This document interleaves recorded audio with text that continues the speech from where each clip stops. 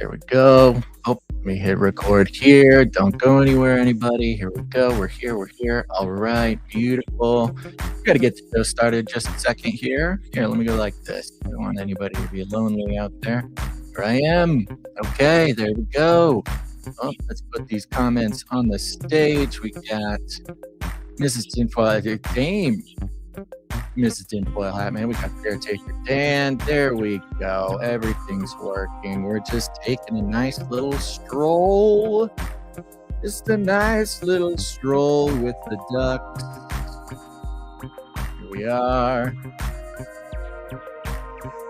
I'm just now realizing the irony of our nice little stroll with the ducks.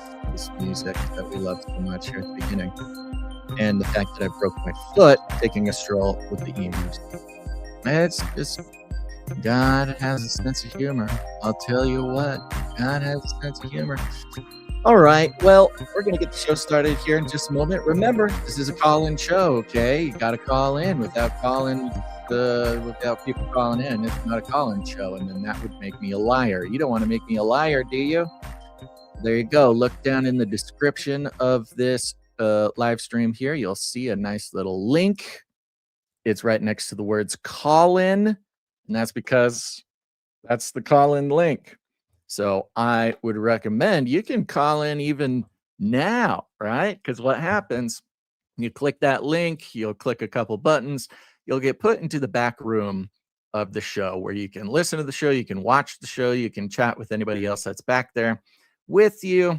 But that's a great way to keep your place in line. You never know. Sometimes we have a whole lot of callers.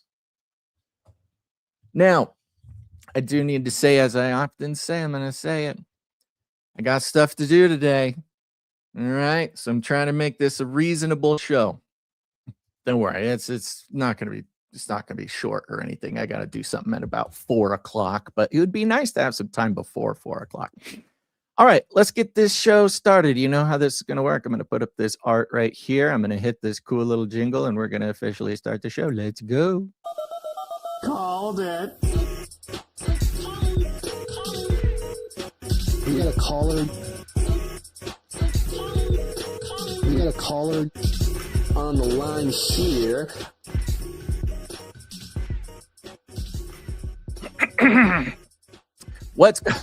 That's a great way to sorry. It's a great way to start the show. Just a big nasty throat clear right as the intro jingle is finishing up. You'd think that 14, 15 years would teach me something about that. But I'm here, you're here. Thanks everybody. You're listening to Canary Clubhouse and Razzle Dazzle. I'm your best buddy Basil. We're here. We're taking a moment. Don't worry.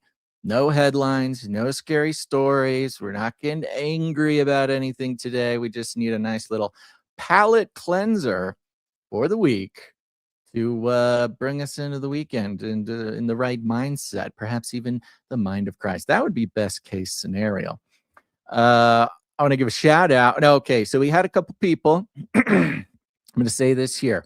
Now, saying stuff on Clubhouse often is sort of a futile endeavor. All right, because there's only a select few in the Canary Cry community who even bother to come to the Clubhouse, right? Everybody else, they're like, what? No scary headlines. What? I don't want anything to do with that. That is fruitless time. And I'd say you wouldn't be the first to say that in my podcasting choices, but you also wouldn't be the first to be wrong. So I hope that this particular person or these particular people check out Canary Cry Clubhouse, because as you know, as we all know, and we can all recite from memory, by this point, you can join the Canary Cry text message alert system. All together now, how do you do it? You text the word Canary to 877-740-3226. Again, and I often say, just text the word Canary to 877-740-3226. You know what happens if you don't just text the word Canary? You don't get on the list, okay? It's an automated thing. I can't add you to the list, okay? That's not how this works. They're very protective. We're very protective. By the way, We are the ones that are very protective of everybody's phone numbers, okay? Which, as we've talked about before, we have to make these little choices in our lives, and we all should be making these choices whenever we can to make things less convenient, right? Convenience is the ultimate cost. Would it be convenient for us to just be able to throw any number on the text message alert system willy-nilly, right? We'd have an enormous call list if we could do that. But we refuse to make things easy, which means you cannot get on the text message alert system unless, one more time, you text just the word Canary to 877-740-3226. Do not text that number and say, hey, add me to the list. Hey, I want to be on this list. Add me to you. We can't do that. I can't do that. I won't do that. Okay. So hopefully that, and of course, we all know that is very expensive for us to send text messages to you. So we cannot carry on a conversation via text, okay? So the text message list is a, what's the word? It's a supplement. It's a supplemental way for us to stay connected. It's not a way for me to, there's nothing I can do about it. So hopefully that person, let me see if I can, there's actually a couple people, 478. I'll say 478 and any other related numbers. Go ahead. Make sure to text just the word Canary to the number. Okay. I hope you get on the list. The text message list is very fun because people continue to sign up. It's maybe our only like growing system, which is good. I think it's good. All right. Now, of course, oh, this is fun. Okay. All right. Let's stay on the text message for a second. Hang out here. Remember, when you text the word Canary to 877-740-3226, you get on a list. I personally send you a text message every time before we go live, right? People who are here live, they get the text message. That's why they're here. I cannot text you back. Do not text me questions, okay? If you have a question and you send the question, I might address it on the show. I try to address as many as possible. Oh no, it just flew out of my brain. It just flew out of my brain. No, come back. Come back. Come back. What was the next big important thing? Well, I'll say this. Oh yeah, that is the thing. You can text the number back. You can text your questions, text your comments. I read them all.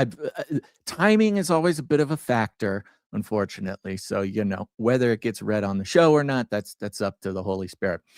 I want to give a shout out to Monica, producer Monica, of course, of Natural Liberty Podcast, texted and said, I used your emu egg analogy with a friend last week.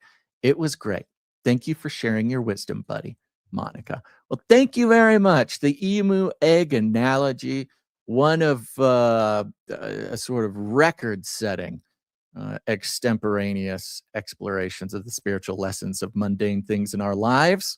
I hope that it went well. I would probably have to try to extemporaneously repeat the emu egg analogy. But why would I do that if people can just go listen? I think it was about 3 or 4 episodes ago.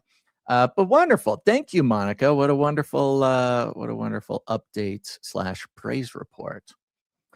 Is this 940 says, shout out to Highline Haas, talking about Sir Jacob Highline Haas, Knight of the Issachar Pursuit. I wasn't able to make it to the Kansas City meetup, but he brought me back a Canary Cry hat. Between him and Monica with the Natural Liberty podcast, I'm building up a collection of Canary Cry New Stock merch. Lord bless the show today. Amen. Thank you, 940. Wow. These people are getting connected out there, man. That's what I love to see it. Even when they can't make it to a meetup, they're getting connected. We got Sir Highline Haas, we got Monica, we got 940, all being friends out there. Now, well, I'll say this. You know, a few months ago, I guess it was back in like December. I had Rod called in the show. Rod from Millennial Mustard Seed Podcast was on the show, and you know how we get all hyped up, we get excited. We have some very similar tendencies when it comes to that, and of course, we got very passionate about the fact. And look, I have gotten word from some fairly popular and cool sources that our obsession, I won't blame anybody else. My obsession since about 2025 and then evolving into the beginning of 2026, and is made evident by the news yesterday. Again, from our perspective, let's stay focused here. The mainstream reporting of Great Deception theology from the Daily Mail. The details of the meeting. If you were learning the updates of the details of the secret government pastor meeting today,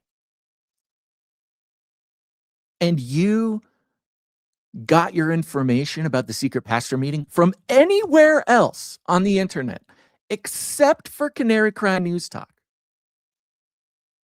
if you got it from anywhere else and anybody else framed your understanding of the secret government pastor meeting about the Great Deception, you are feeling like a fool today, baby.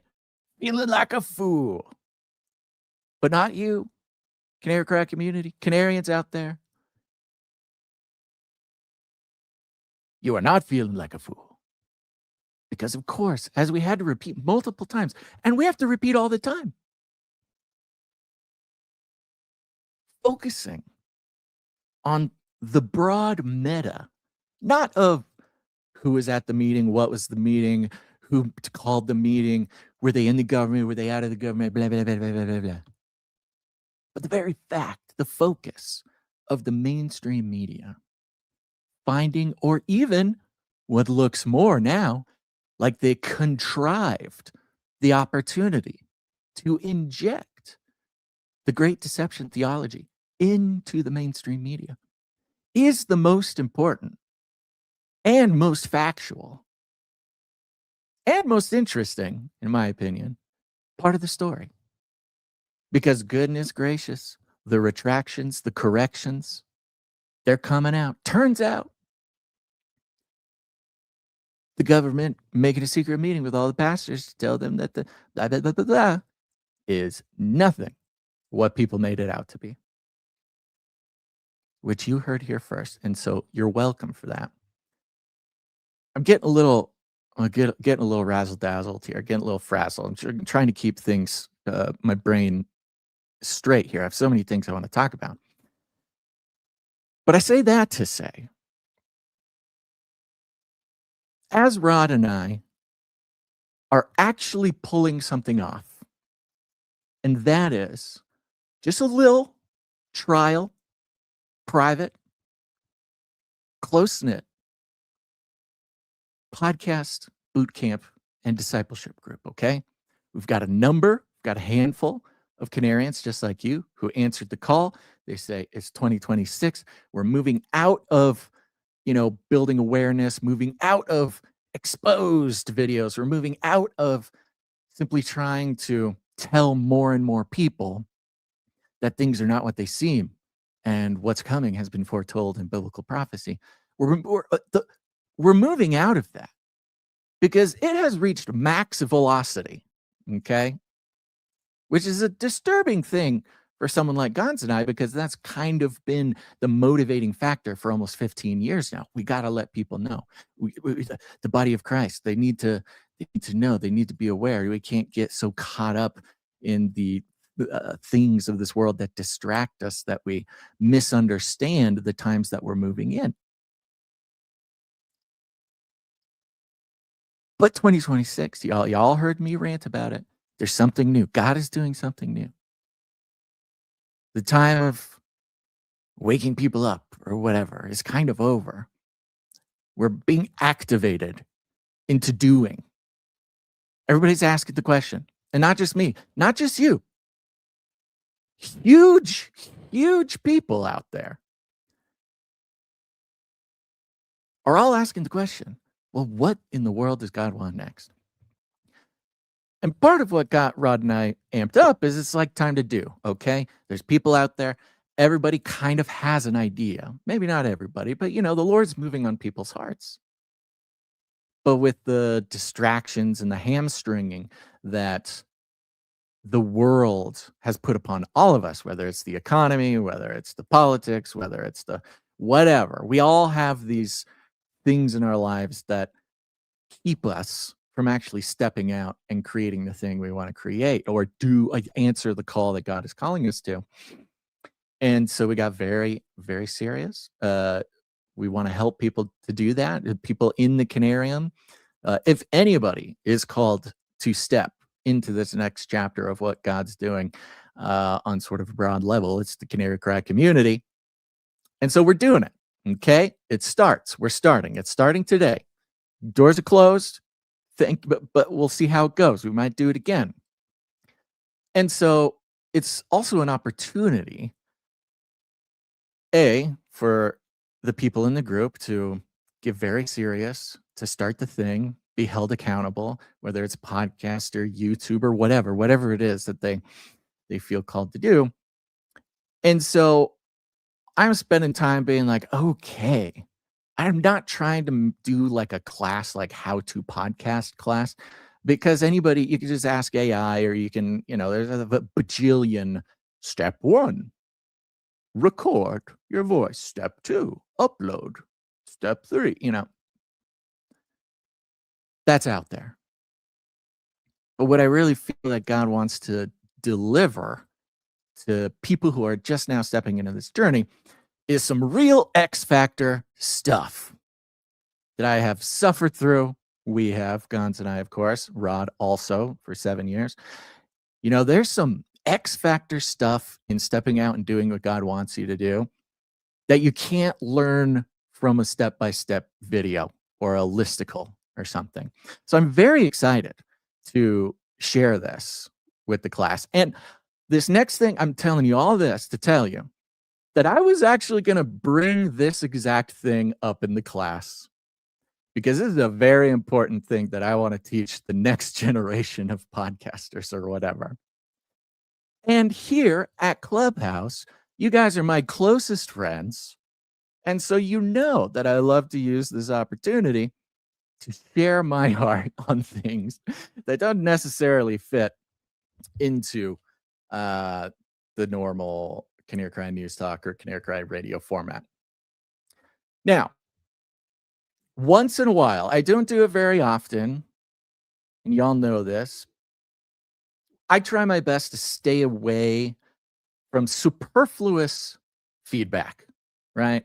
Reading, going back, right? I mean, I see all the live comments, but like going back and like scouring comments on older videos, or checking my mentions on Twitter, or these types of things. Okay. I can't speak for Gantz. Okay. He's a little bit more of a glutton for punishment, but for me, it's too distracting. And that counts for reviews. I'll check reviews of the podcast once in a while, maybe once every couple months. Usually when we're trying to encourage people to do new views. Or I'm sorry, reviews. And so I go over and I check our reviews, and there's a new one from April 23rd. Maybe, should I share this? Let me share this. Let me put it on the screen for you. Stick around. I hope that this is not vanity. What I hope is that, like the emu egg metaphor, there might be something for everybody here. All right, so here it is. Not going to brag. Look at that. 4.9 stars. The show. And I got this one. It says here, great podcast. 5 stars, by the way, which is good. Love it. Although it did not warn me as to what was coming. And look, let me be clear. I am not picking on the person who left this review. I think they are here.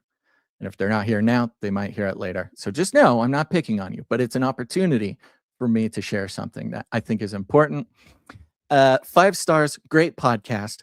Unfortunately, and I would love to hear people's response to how they feel about this, right? Because maybe I'm wrong. Maybe, maybe my reaction, of course, is very singular and you know what I mean. Maybe this is my problem. 5 stars, great podcast. Unfortunately, podcast thinks, what did I say? Unfortunately, Basil thinks there's an Old Testament God and a New Testament God. That is an ancient misconception. It is the same God throughout.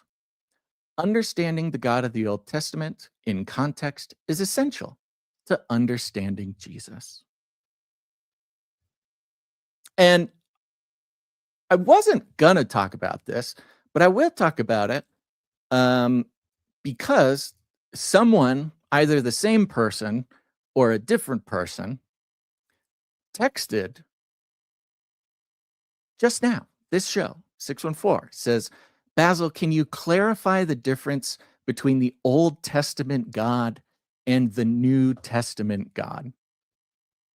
Now, I don't know what y'all's response to this is, but when I read it to Gons, he erupted in a fit of laughter that I almost never see him do. Now, to be clear, I have no idea what this I have no idea. I obviously, and I have said explicitly an infinite amount of times that the God of the Old Testament and the God of the New Testament is the same God. I have based entire rants on this. So I do not know. I would be curious to hear where this person got this impression. Now, what I did talk about recently was that the Old Testament covenant is different from the New Testament covenant. The contract between God and his creation, the agreement between God and the relationship between man and God explicitly changed. That's why it's called the Old Testament and why it's called the New Testament. There was a moment where God said, you know what? I don't know why these humans can't get their act together, but it's obvious that I need to help them. And so out of God's grace and mercy, entered into history, manifested as a man, Jesus Christ, and drafted and ultimately signed in blood a new contract with humanity. Now, I shouldn't be saying anything that's new to anybody. I mean, this is pretty foundational Christian theology. In fact, what I think I said was that it is the number one most foundational piece of theology, in sort of an abstraction. The death and resurrection of Jesus Christ is the number one thing that separates Christianity from any other religion, but in this specific case, Judaism, the Old Covenant. Now, of course, there's a lot of people out there, and this is a topic of debate, because there's whole swaths of people that say, yes, Christians are under a new covenant, but Jewish people are still under the old covenant. So there's two active covenants for two different people. There's a whole other group of people who say, no, the old covenant is gone. It's all new covenant.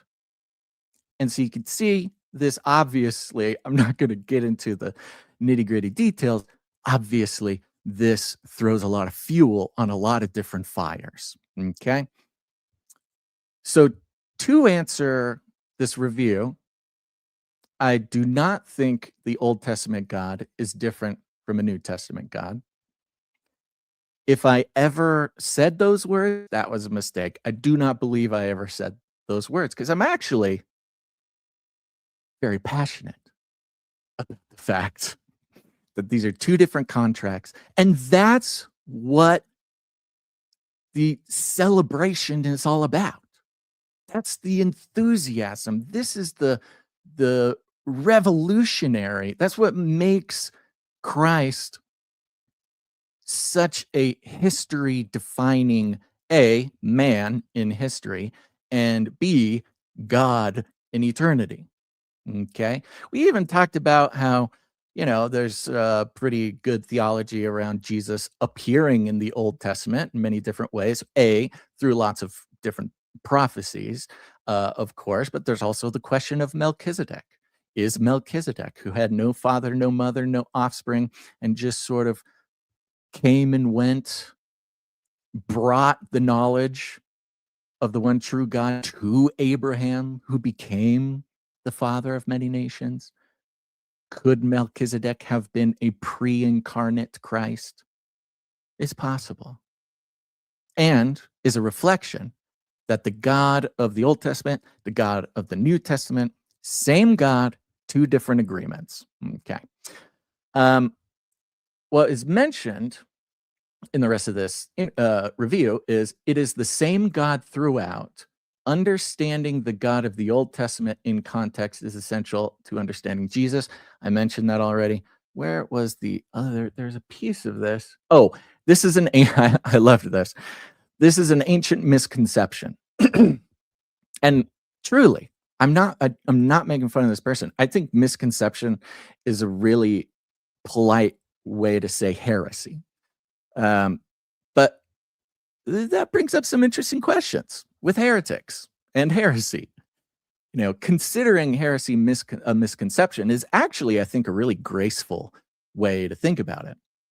But yes, believing that the Old Testament God, the New Testament God are two different gods, or even, I don't know, the same God who changed drastically, is not only a misconception, but is a pretty infamous heresy, official heresy. Its most specific version is called Marcionism, which was around 144 AD. Marcionism believed in that the Old Testament God was sort of the wrathful demiurge or creator deity, and that the New Testament God was, is the real, benevolent, merciful kind of guy. And there's two different things. The people who are paying attention will also recognize this theology in Gnosticism. Gnosticism, a little bit more famous than Marcionism. There's some pretty stark differences between the two groups, but Gnosticism also believes that the Old Testament God was sort of like a vengeful, minor deity, like a little g God who was kind of running amok after creation was created. And then the New Testament was, again, the one true God coming in and kind of setting it straight. So, and what I think about this is very interesting is that this question, this noticing of the Old Testament and the New Testament having drastically, I will say, to put it maybe in their words, drastically different characteristics of God, right? That's how they would put it. But of course, God is the same yesterday, today, and forever. We know this. We can rely on the characteristics of God that are presented to us through the scripture. But just like you and I, folks, I mean, not to compare God to the human personality or the human, I guess, breadth of possibilities. God can also, and it's on record, God did change his mind. God was convinced not to destroy. There was bargaining that went on between, I believe it was Moses and God. I think there is another one with Abraham and God. And so he's, some people might say, well, bargaining with God, that's that's outside of his sort of ultimate characteristic that he is same today, yesterday, and forever. What I think it expresses more than anything is that God is personally invested in his creation, in the humans that he is in contract with, is in covenant with. And this is actually very good news, right? Now, of course, Jesus teaches us when we pray, we're praying for God's will be done, not our will be done. And you go back and you say, well, what was up with this bargaining, that happened in the Old Testament? There is an interplay. There is an ongoing conversation with God. And I think that's the point. At least that's the point that I take with it, because if we get stuck in trying to put God in a box or a list of characteristics, for whatever our own reasons for doing that is, it ultimately causes more trouble than not. And so, in the same way that God in the Old Testament had a different relationship, a different contract, a different way of relating with his creation from the New Testament contract relationship with God. It's not about, is God different here? Is he the same here? Take a step back. What we're being shown is that God is in conversation with us in time. Of course, he's out of time. He's everywhere, baby. He's here, he's there, he's outside of time. That's what makes it such a special thing, that God can come into time whenever he wants and stay in communication, stay in conversation with humanity. And that's what we see between the Old Testament and the New Testament.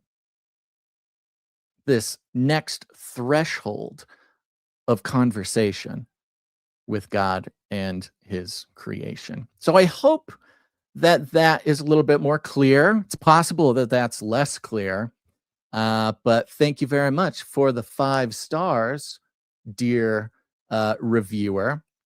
And, speaking of conversation, I am open to looking at some time codes, dear reviewer and texter. Let's see. I think you're probably the same person, but maybe you're not. 614.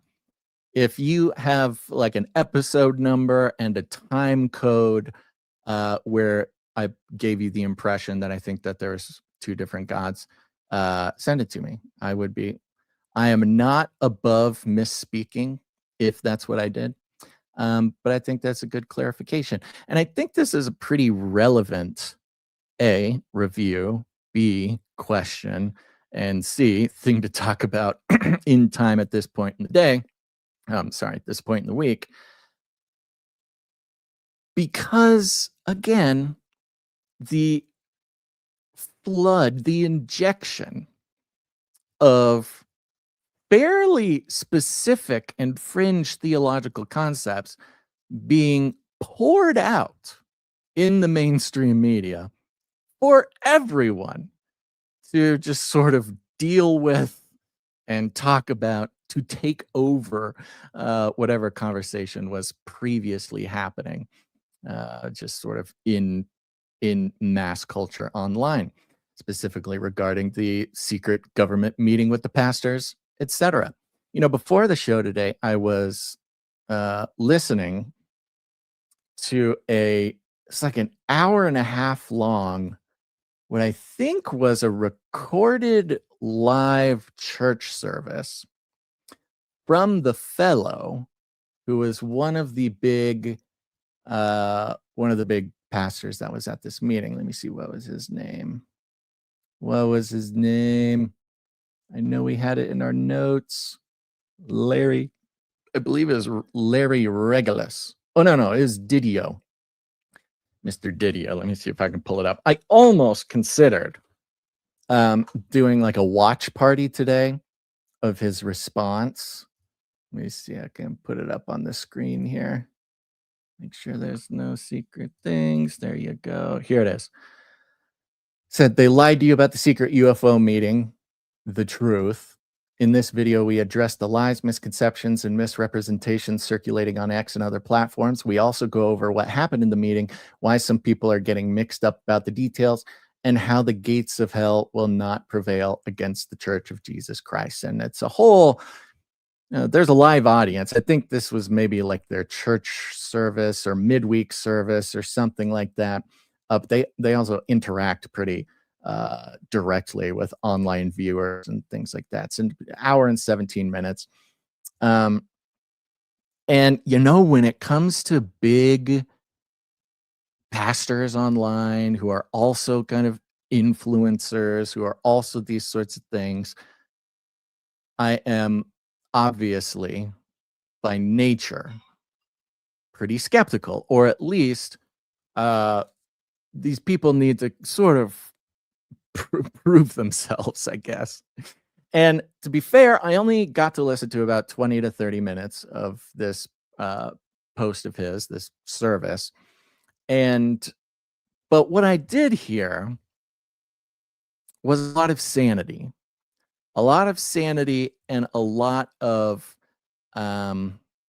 honestly, reflections of kind of what Gons and I were postulating yesterday about the thing.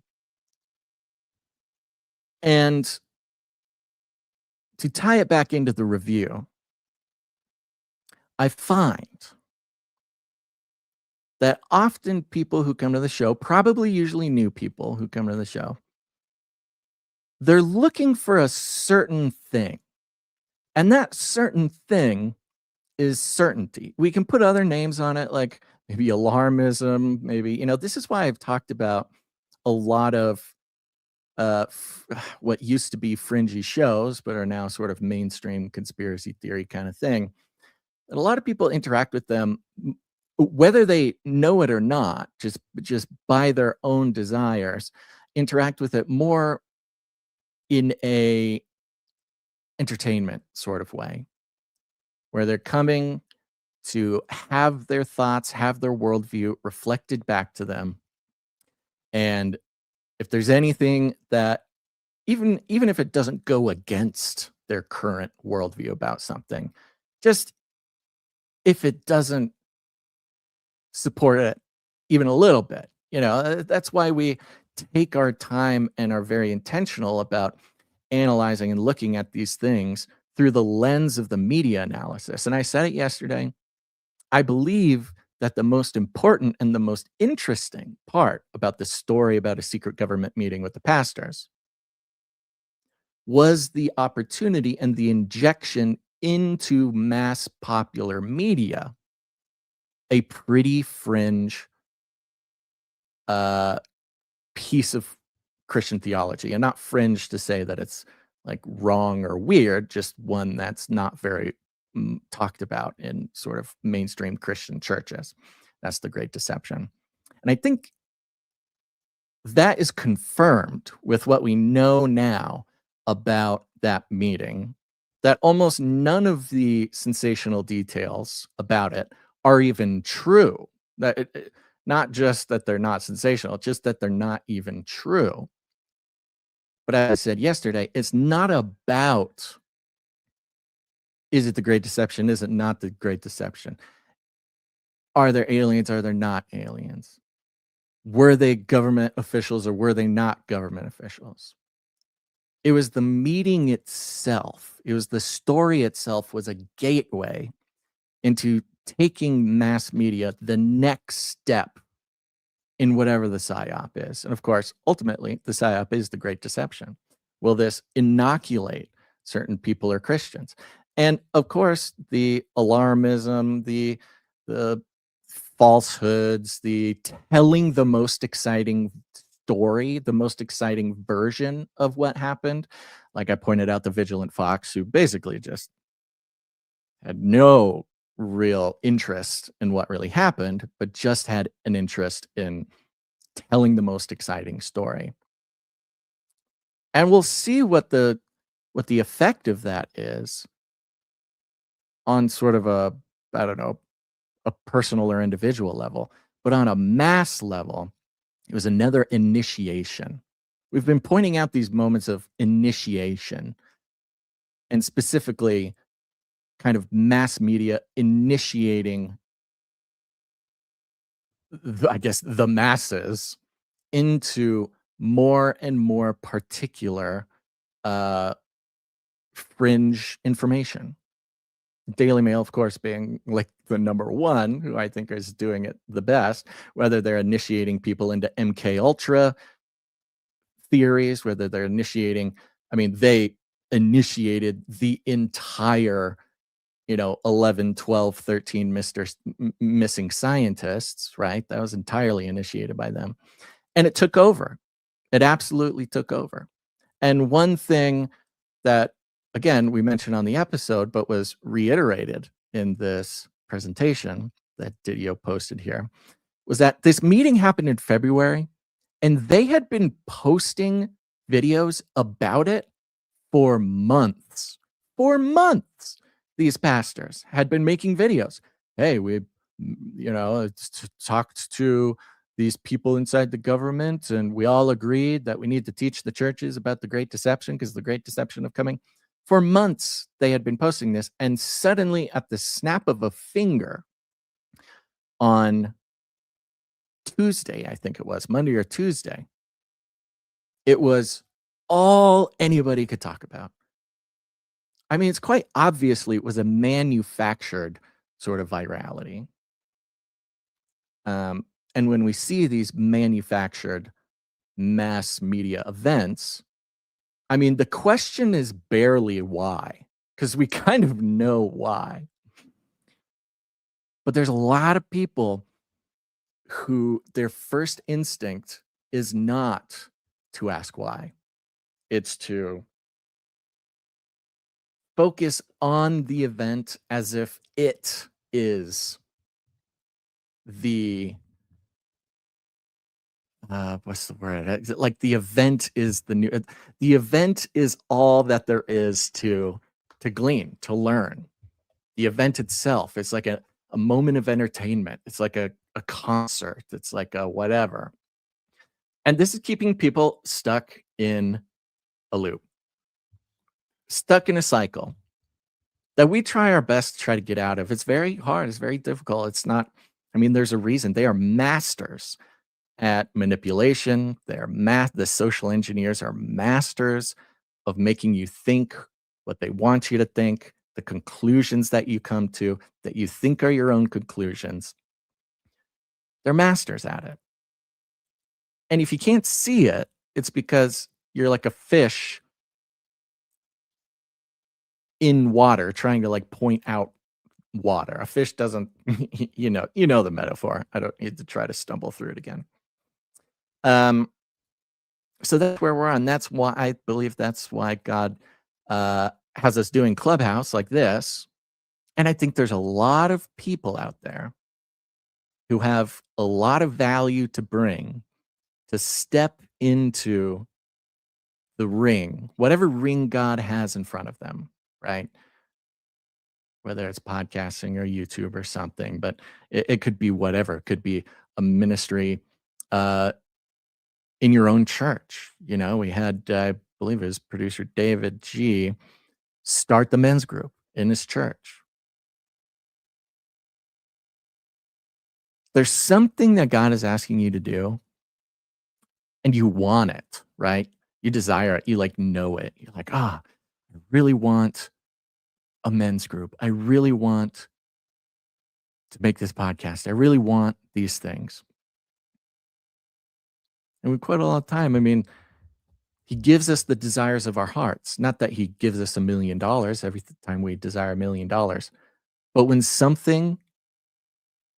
we desire something so clearly, sometimes unexplained, and we know that we're supposed to do it, we know that we want to do it, it excites us. We imagine our lives, we imagine the world, we imagine the impact that we could have on people. If only we did this thing, started this thing, whatever. It's so easy to push it aside too, because it's very difficult. It takes a long time, and it takes a lot of sensitivity. We have to practice this sensitivity.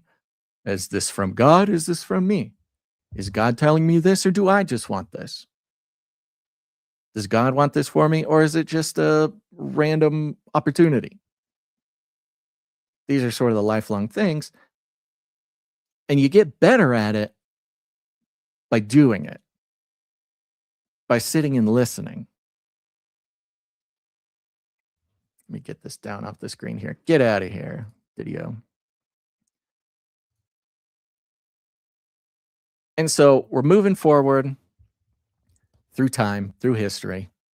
Thank God, under the new covenant, through Jesus Christ. But we're at a very strange point in history. We talk about it all the time. The joke is, if you would have told Gons and I that, the global pandemic in 2020, if you would have told Gons and I, everything happening today in 2026, the irony is we would have said, yeah, you're right. Probably. Yeah. Oh my gosh. Let's dig deeper into that. Look at that. Look at all the signs. Look at all the developments. Look at all the technology. Yeah, this is going to happen. And then when it gets here, we're looking around going, well, what do we do now? We spent so much time, and I'm including all of y'all in this. We've spent so much time and energy foreseeing where we are, where we have arrived. Many of you, a decade or more, we saw this all coming. The irony is, now that we're here, the question is, everybody's asking is, oh my gosh, what do we do about it? And it's come up a couple times. It came up in yesterday's episode, and we have a great conversation interview coming out soon that we have the conversation again, is our worldliness. I believe it's our flesh, our instinct, not even to say that it's evil or bad or something, but our instinct, when we look around and we say, oh my gosh, we're here, what do we do? Lots of our first instincts are, how do we stop it? How do we stop the beast system? How do we stop the biblical prophecy unfolding in front of our eyes? That's just sort of the natural thing, right? It's our first thought. When something goes bad, we always think, how do we stop it? And then we look at Peter Thiel, billionaire, beast system, emperor of the beast system, give lectures about the end times, about the Antichrist, about AI, about dystopia, bringing the word, bringing the biblical prophecy to people who had never heard of it before, mostly Silicon Valley weirdos, right? And say, oh, the Antichrist is coming. So we need to build an AI beast system so we can stop the Antichrist from coming, right? That's the ultimate. And the only difference between Peter Thiel's logic of, we need to stop the Antichrist by building a beast system and marking everybody's foreheads and taking over the economy. The only difference between that instinct to say it's the end of the world, how do we stop it, and our instinct, our natural one, of course, thanks to the mind of Christ, we can step out of that. But our natural instinct is that he's the billionaire and can actually do something about it. So thank God that he has us in these positions.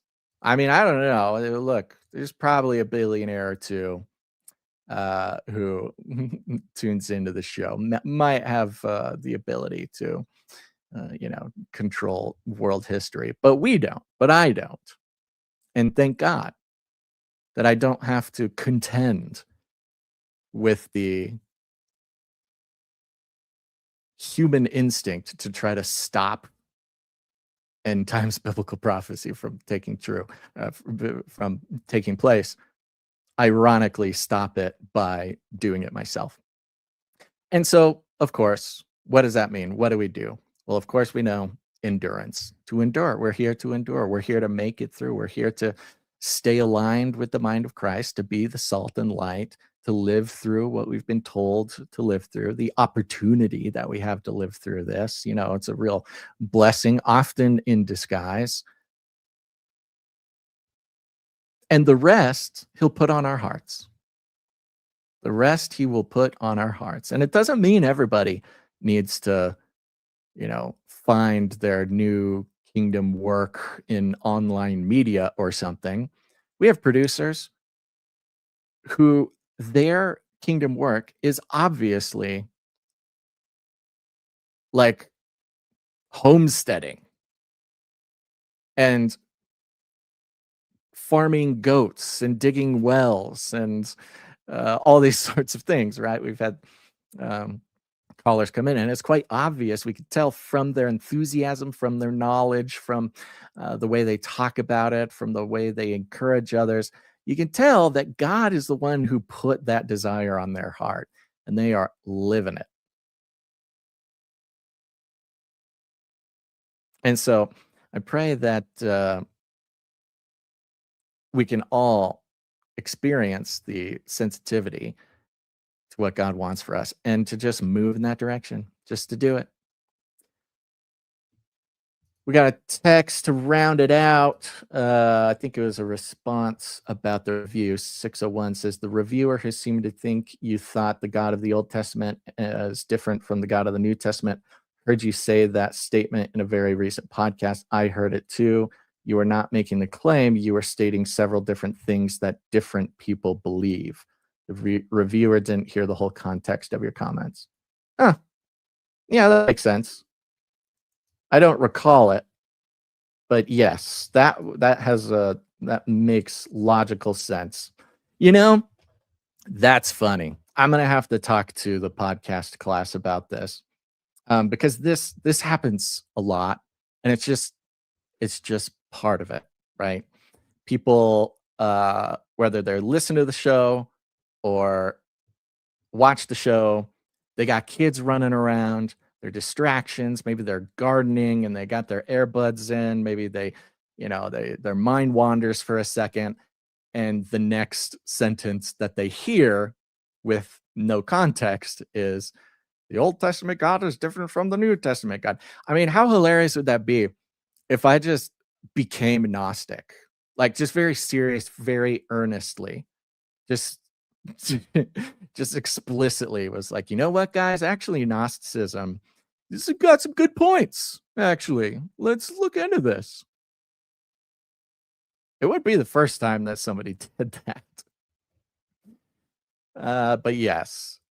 And this is a good lesson too for those of us who are desiring to hear from God, desiring the discernment between if a desire of ours is ours or if it's God's. If you want to hear from God, if you want discernment in that area, the Bible actually tells you exactly how to build that discernment.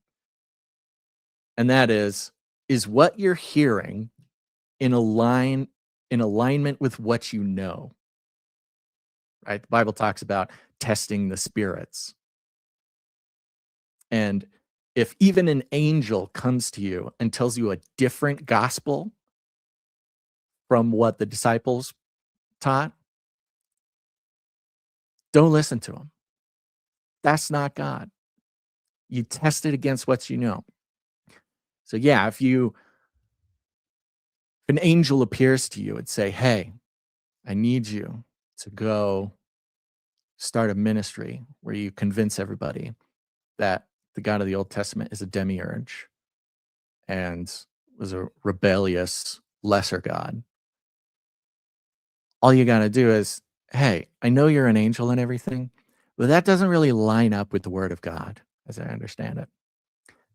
In the same sense, if any of y'all out there ever hear me say something that is explicitly opposite of what you know about me, it's a good opportunity to stop, discern, say, hey, was what I just heard Basil say in alignment with what I know about him from 15 years of podcasting? No?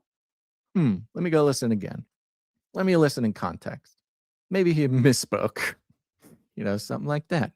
And we can apply that across the board, okay? So good advice for everybody. Thank you, 601. Thank you, 614. And thank you to the reviewer.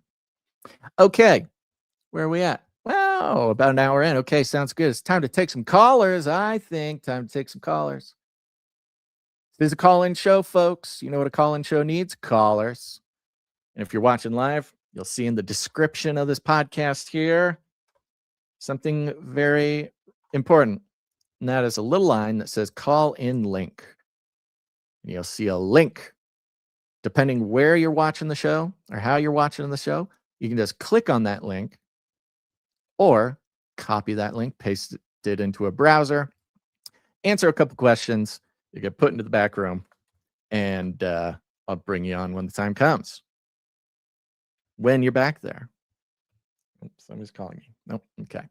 What was I going to say? Yeah. Oh, you can do it from any device. You don't need a fancy microphone. You can do it from your phone, can do it from whatever. So do it. We got a couple of callers in the back room here. They kind of got a little shuffled around. So to the callers in the private chat, I know one of you was in the front of the line and then you recently left and came back, which technically puts you in the back of the line. If that was on purpose, now is your time to tell me. If you were trying to go later in the show. Okay, thank you very much. All right, we're going to take our first caller here. It is the one, the only, Sir Psalm 40. Coming on up. What's going on, Psalm 40? Hey, bud, how you doing? Yep. Good, buddy. How are you? You can hear me pretty well? Yep, you sound good. Okay. All right, I don't have much time, so I guess we could jump right in. I wanted to Let's do it. talk about some like normie stuff for a second, but Yeah. a couple of do it. comments on your opening. Number one, when I first was introduced to you, like you. Oh, did I lose you? Oh no. You're just getting into the good part. Okay, Psalm 40.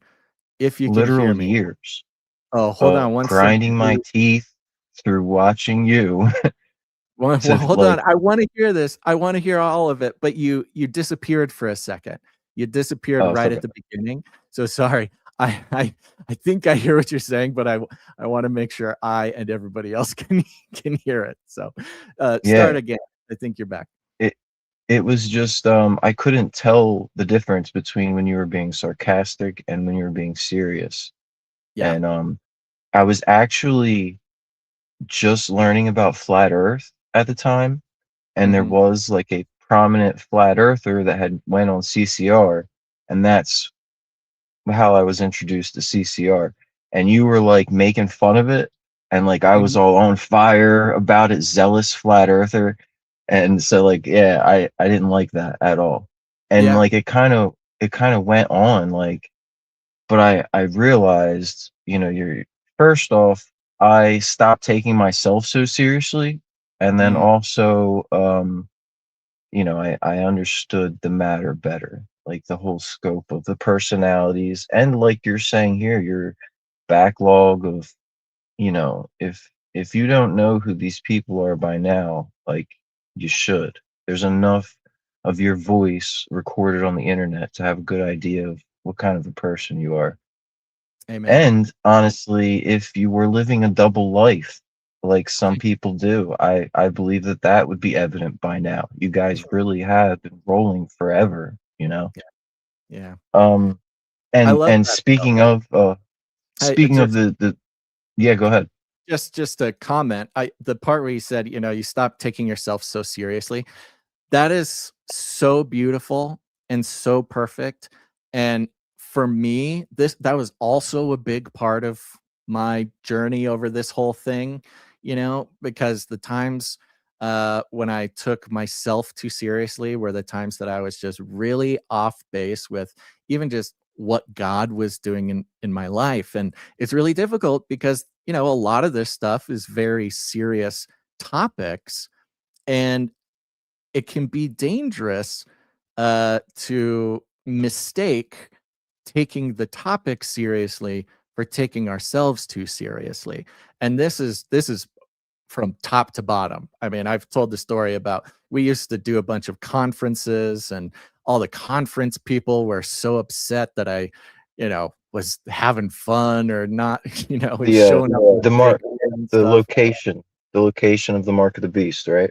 That was, yes, one of the more infamous ones for sure. Like, and so, again, from the googly eyes to the what we hope is lightheartedness in certain times and places, and unfortunately the sarcasm, which we are trying our best to not be so distracting. Um, I hope and I pray and I have to have faith that there is some value that God wants to bring to people in that sort of exact vein, right? We we, we can we can, let's see, separate out uh, the important things to be really serious about, and hopefully that's not us. It's kind of all remembering that we're not God and God is in charge. Yeah, for sure. The other thing I wanted to comment on was the whole disclosure thing that's been going on. Mhm. I told you a couple of months back I called in, and I guess pretty much it's hard to really put a timeline on it. For a while now, I've been feeling like the alien thing really is gonna like come to its precipice. Like, they've been teasing it for whatever 70 years or something, Mhm. and I feel like something is gonna come to some kind of a, at least like a next, some kind of something is happening, okay, obviously. And the most fascinating thing to me is how quick it flipped from they're not demons to specifically they are. Like that Mhm. specific flip um is just odd, you know. Yeah. Yeah. Yeah. And it's funny too, because, you know, I don't want to take the adversary too seriously, but at the same time, don't want to underestimate, his cleverness, which is really clever, and his ability to counterfeit as well. And so, yes, it's totally unexpected to have coming from the White House, aliens are demons, JD Vance, the vice president, as well as a ton of other politicians telling you to read Enoch sort of thing. It's just totally bizarre. On one hand, I do kind of see it in light of God's humor, his sense of humor.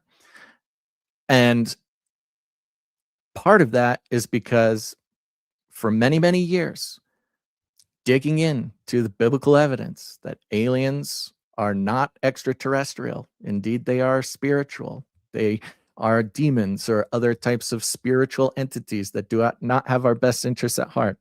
Was this sort of secret underground conspiracy theory, tinfoil hat, very small club, right? You'd be afraid to bring it up to your normie, not even your normie friends, but like your Christian friends, your church friends, right? Is just, and there is a hilariousness that in God's sovereignty, that he is allowing for the adversary to take that information and use it in some way that I'm really not sure what it is yet. I know that if it's coming from the government and it's getting it pushed through mass media and it's suddenly like the right thing to think as far as the world is concerned, I know from experience that when something reaches that level, there's some sort of counterfeit involved. There's some sort of trick. There's something is up. Something smells fishy because I know that's how the devil works. But with everything the devil does, God's allowing it. And so I really find like a delightful humor in the way that God is allowing what was so explicitly fringe weirdo, fringe of the fringe of the fringe, wouldn't speak it to your pastor or something, is now just like the number one most understood theory about aliens. And I appreciate that. I appreciate that about God. But you're right. Something's up. There's some sort of counterfeit, and I don't know exactly what it is yet.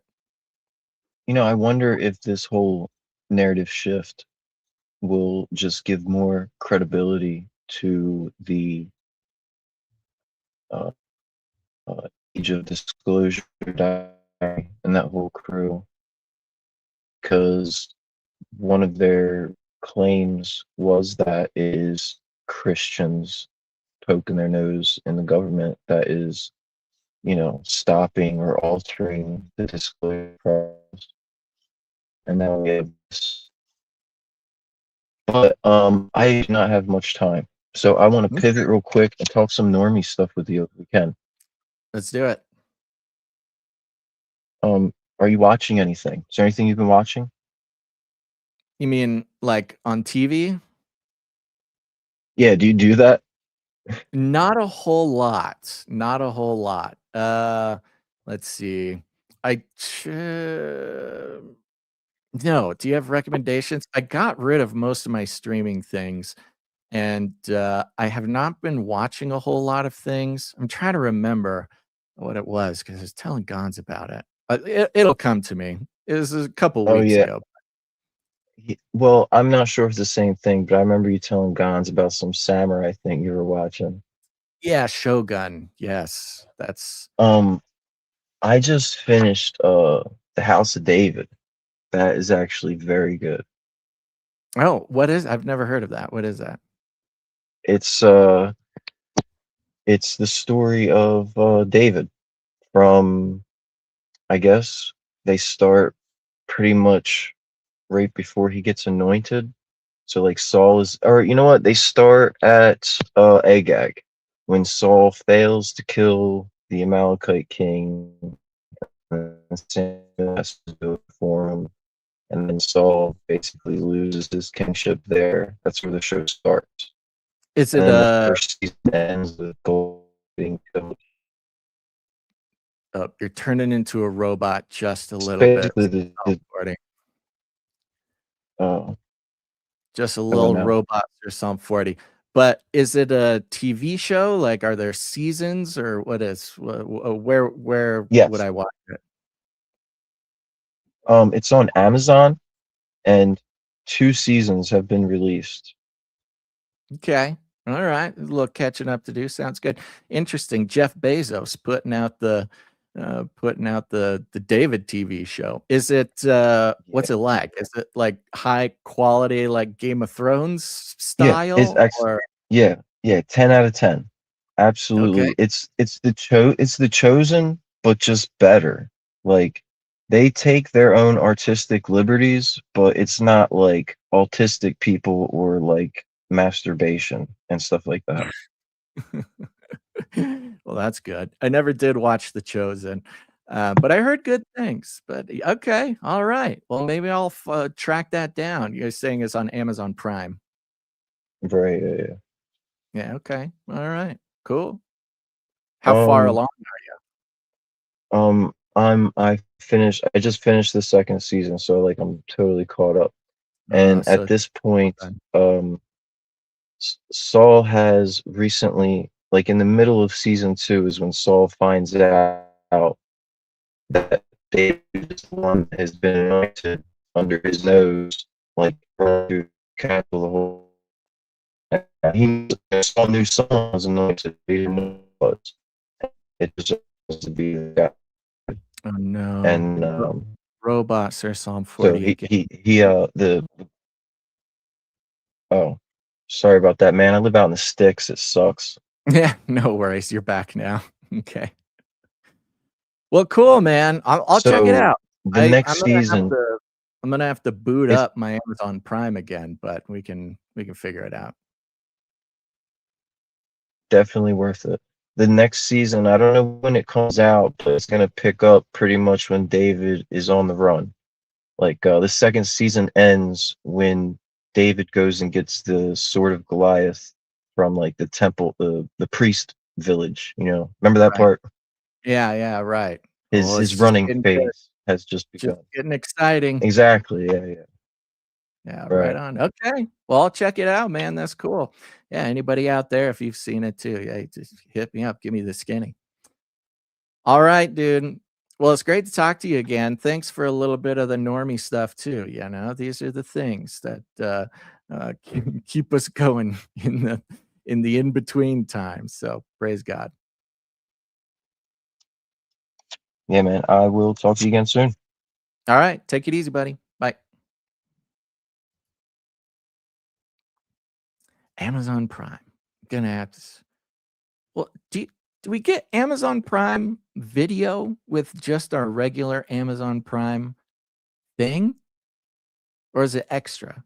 I don't know. Somebody have to figure out. MSDS says, "Be very cautious of The Chosen. In fact, do yourself a favor and don't watch it." Yeah, I never watched it. I kind of heard that. I'm trying to remember the things that I heard. I think somebody was talking about how it's, again, I could be making this up, but I'm just trying to recall that it was made by Mormons or Jehovah's Witness or something. And I think there's a couple moments where maybe that was more apparent to some people. Okay. Let's check in on the next caller. We got a beautiful, wonderful caller, and his name is Liquid Bacons. Let's bring him up on stage. There he is. What's going on, Liquid Bacons? Hey, what's up, Basil? Not much. Hanging tough. How about you? I'm getting through it. It's been extremely interesting week. Went through all the roller coaster and everything. It's really funny. I was really hesitant about talking about my brother and how in the world I'd get there from last week.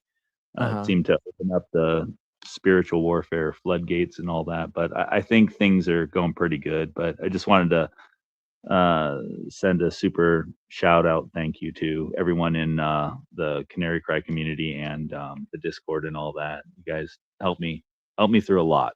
So thank you guys. You helped me more than I can express and all that. Right on, man. That's great. Yeah, thank you for the messages you've been leaving, pitching the various communities, man. We're not as good at that as we probably should be. But yeah, it's great to hear canarycry.community and the Discord channel popping off. It's kind of, there's a lot of things in our entire career that, you go 15 years just like trying to make it without like a big plan, and you start like 3 different communities for people to join on 3 different platforms, and you're like, "Oh, geez, if we just would have put it all into one, and we're just spreading ourselves too thin and stuff." But there's pretty nice bunch of people in both of those communities. So if anybody's interested, get in there, make some connections, man. Canarycry.party. You'll see the invites there. Yeah, it's very helpful, especially before the Pandy 2.0 kind of thing. So Right. that's where I heard that like it was most popping back in the first one. But definitely with the in the spirit of liberty before authority, it's better to prepare before stuff happens. So, but it's been Amen. good. Everybody sharing ideas and stuff. Been super helpful. So That's great, yeah. man. Love it. Also, too, I guess to piggyback on that, I forgot on the speak pipe message on Wednesday. I forgot to throw out that we're having like a Canary Cry woke woke no not woke yoked bros kind of thing, doing a push up challenge like 300 a week and all that, Oh, and so that's great. yeah, so it's been cool. And so if he's gonna call, then he can double shout out that and all that. Um, But That's yeah, it's been good awesome. stuff. Yeah. I Yeah. have thought about doing something like that for a long time, and that's where the producers really shine, baby, making it happen. Canary Cry Heck yeah. push-up challenge. Let's go. Yeah, if you'd ever do research time and all that, like, I mean, you can always slip in, whatever kind of reps while you're doing, research on 2 times speed and stuff. So Totally, to get That's you, great. yeah. But let me see. Also, another clarification. Last Thursday, I was saying that I was gonna, or Amy. Oh, whoops. Ember's Fallen on the Discord and Canary Cry community. My wife, I was gonna say that I said that she was gonna come on and share a story. I forgot Mhm. to add that she'll go and do that when she feels up to it and all that. She got back from a long trip, and so she hasn't been able to fill up to sharing and all that. But hopefully next week and all that. That's Um, that's fair. Whenever she's ready, we're ready for her.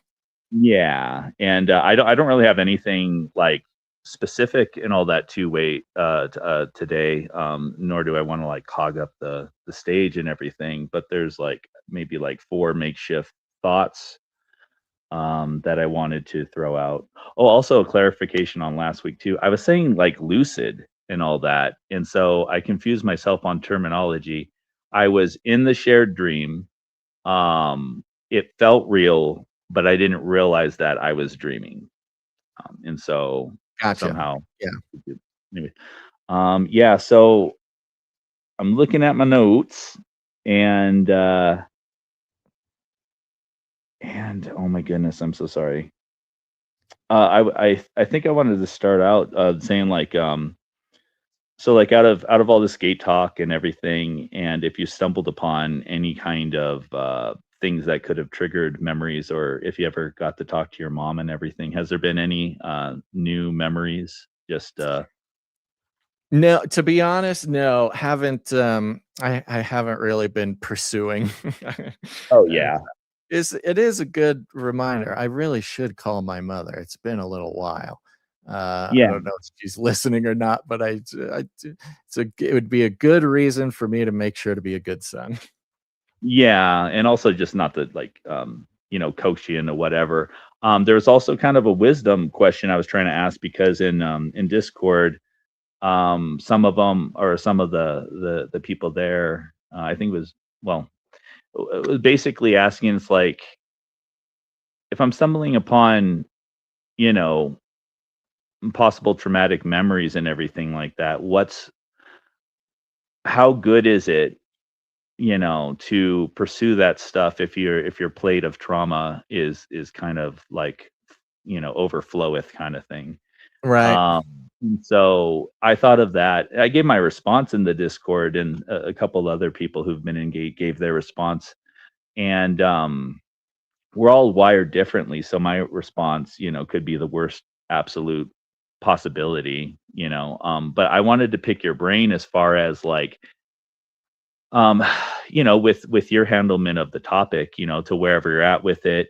I just wanted to pick your brain as far as like, what do you think is a wise degree or response to if someone's been in gate, or to any kind of traumatic sort of thing. We have a support thread for people who've been touched by the supernatural or UFO or anything like that.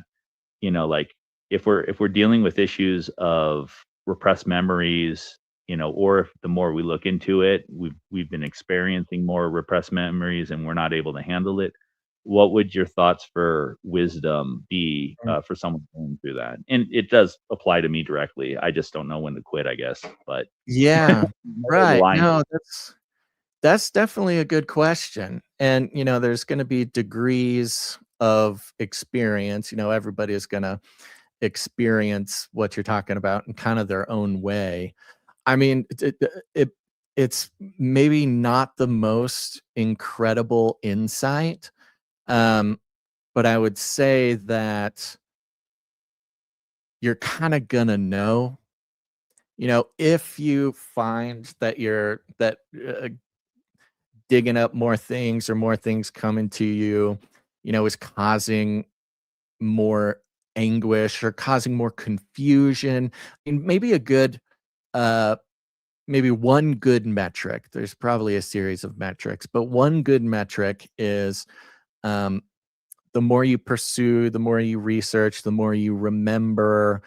Number one metric would be, is it drawing you closer to God, or is it distracting you from whatever it is, he's got you doing in life? I would say that would be maybe my number one metric, as you uncover things, as you remember things, being aware to discern, like, am I drawing into the Father? Am I spending more time with God? Am I, praying more? Am I, whatever it is, all the different ways that um, we experience our relationship with Father. Number one, if it's actively drawing you to the Father in sort of a real way, I think, that might be an okay sign that you don't need to jump ship quite yet.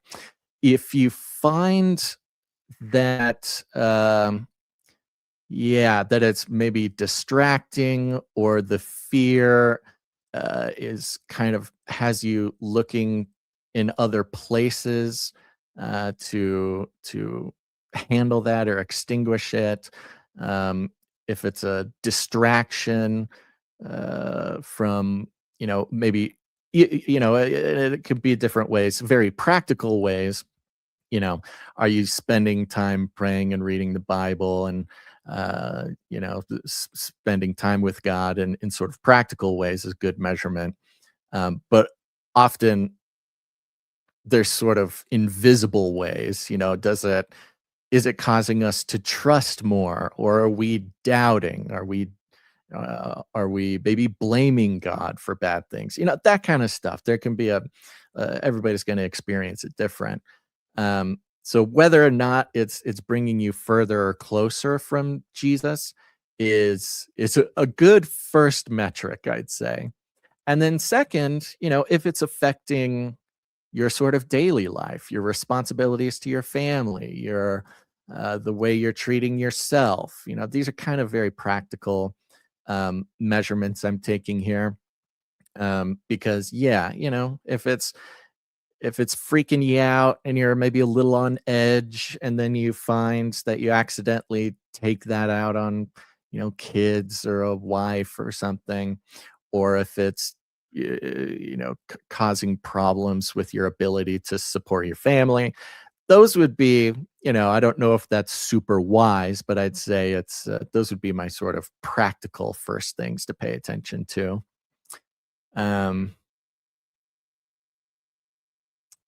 does Good that word. sound? Is that Yeah, something good I'm word. trying to? Yeah, it's a little tough because I haven't experienced it, Yeah. I mean, I had a couple times where memories, of the gifted and talented program would come back, and it was more fun, right? Like, oh, I remember that. But thankfully, I haven't had any really disturbing experiences or memories come back. Yeah. I would also pay attention to the supernatural in your life, right? The spiritual warfare. Now spiritual warfare, it's easy to confuse spiritual warfare for, you know, opening up doors, to be Yeah. messed with, right? There's a subtle difference there, and it takes some discernment to decide. Just because there's some spiritual battles going on doesn't necessarily mean that something should be avoided. However, if you're feeling some serious spiritual consequences as a result, that might be another. I would certainly take that to God and be sensitive, and also know that you're not required to do. The past belongs to God, right? Yeah. You're not required to dig up all your worst memories, to dig up all these spooky things. That's not necessarily, I mean, unless someone is specifically called to do that, but that's not generally something we're mandated to do as believers, right? So if you feel the freedom to stop. I think that's a pretty good sense to have. If because the adversary loves to lock us in on something, right?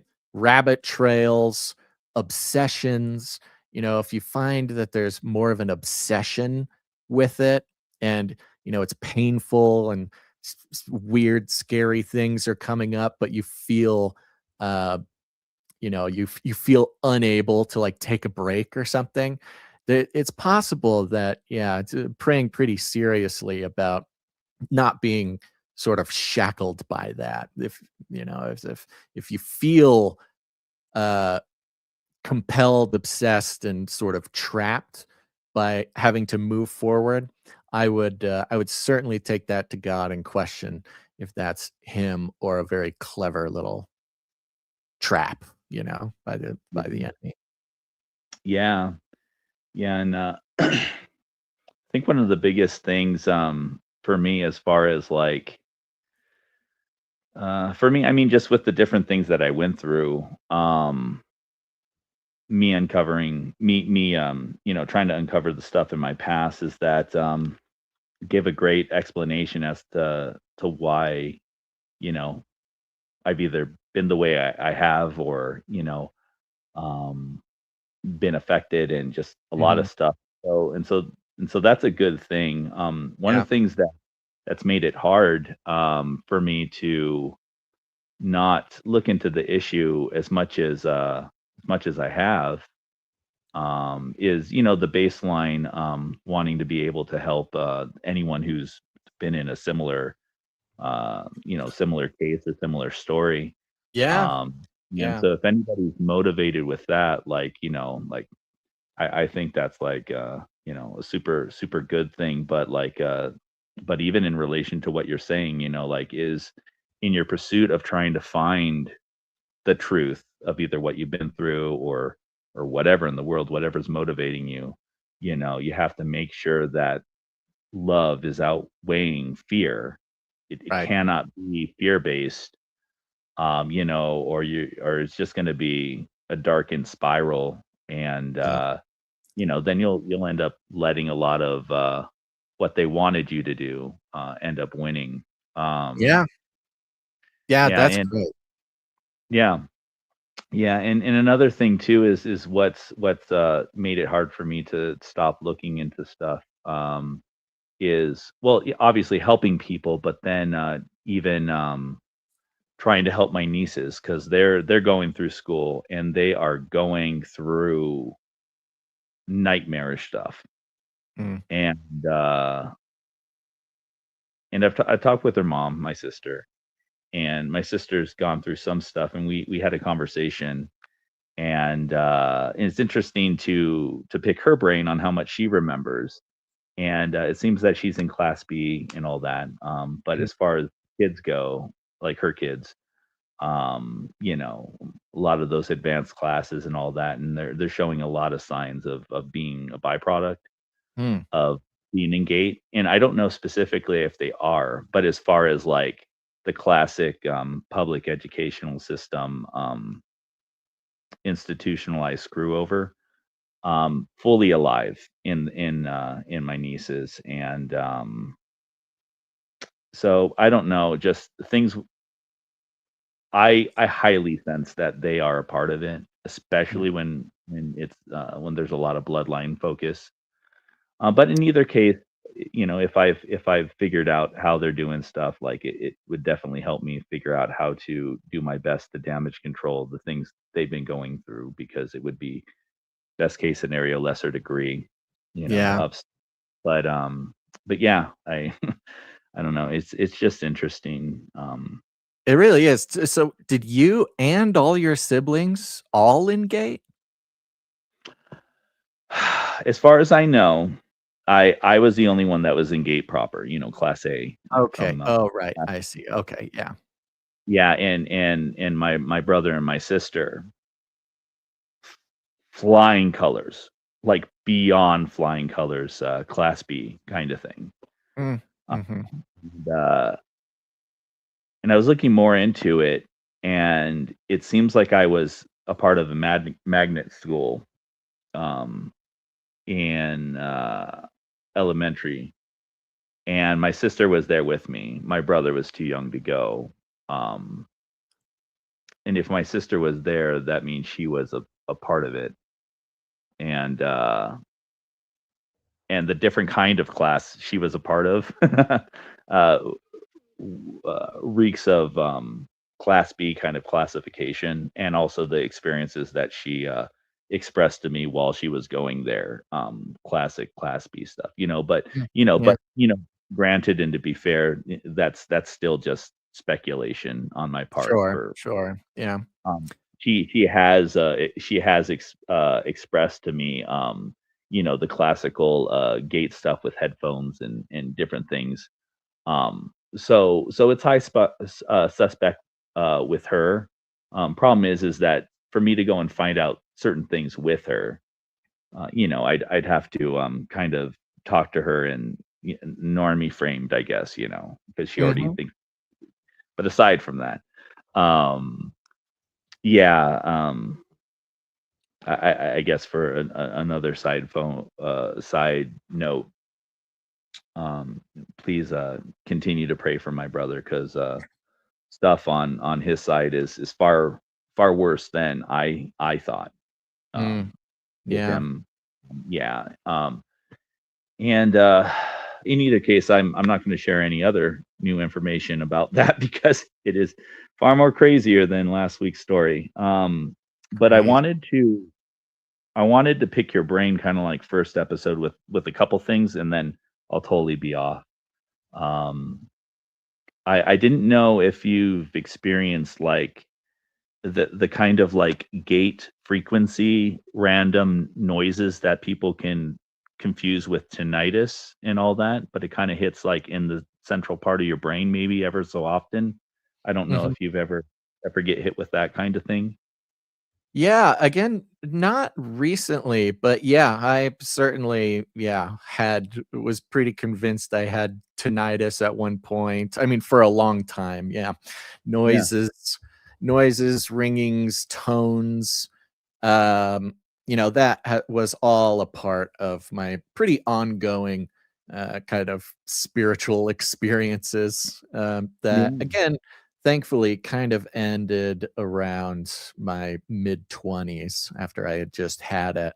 But yeah, it was, yeah, that's certainly so. I guess I never really considered it could be connected, but Yeah. that was definitely something I had quite a bit.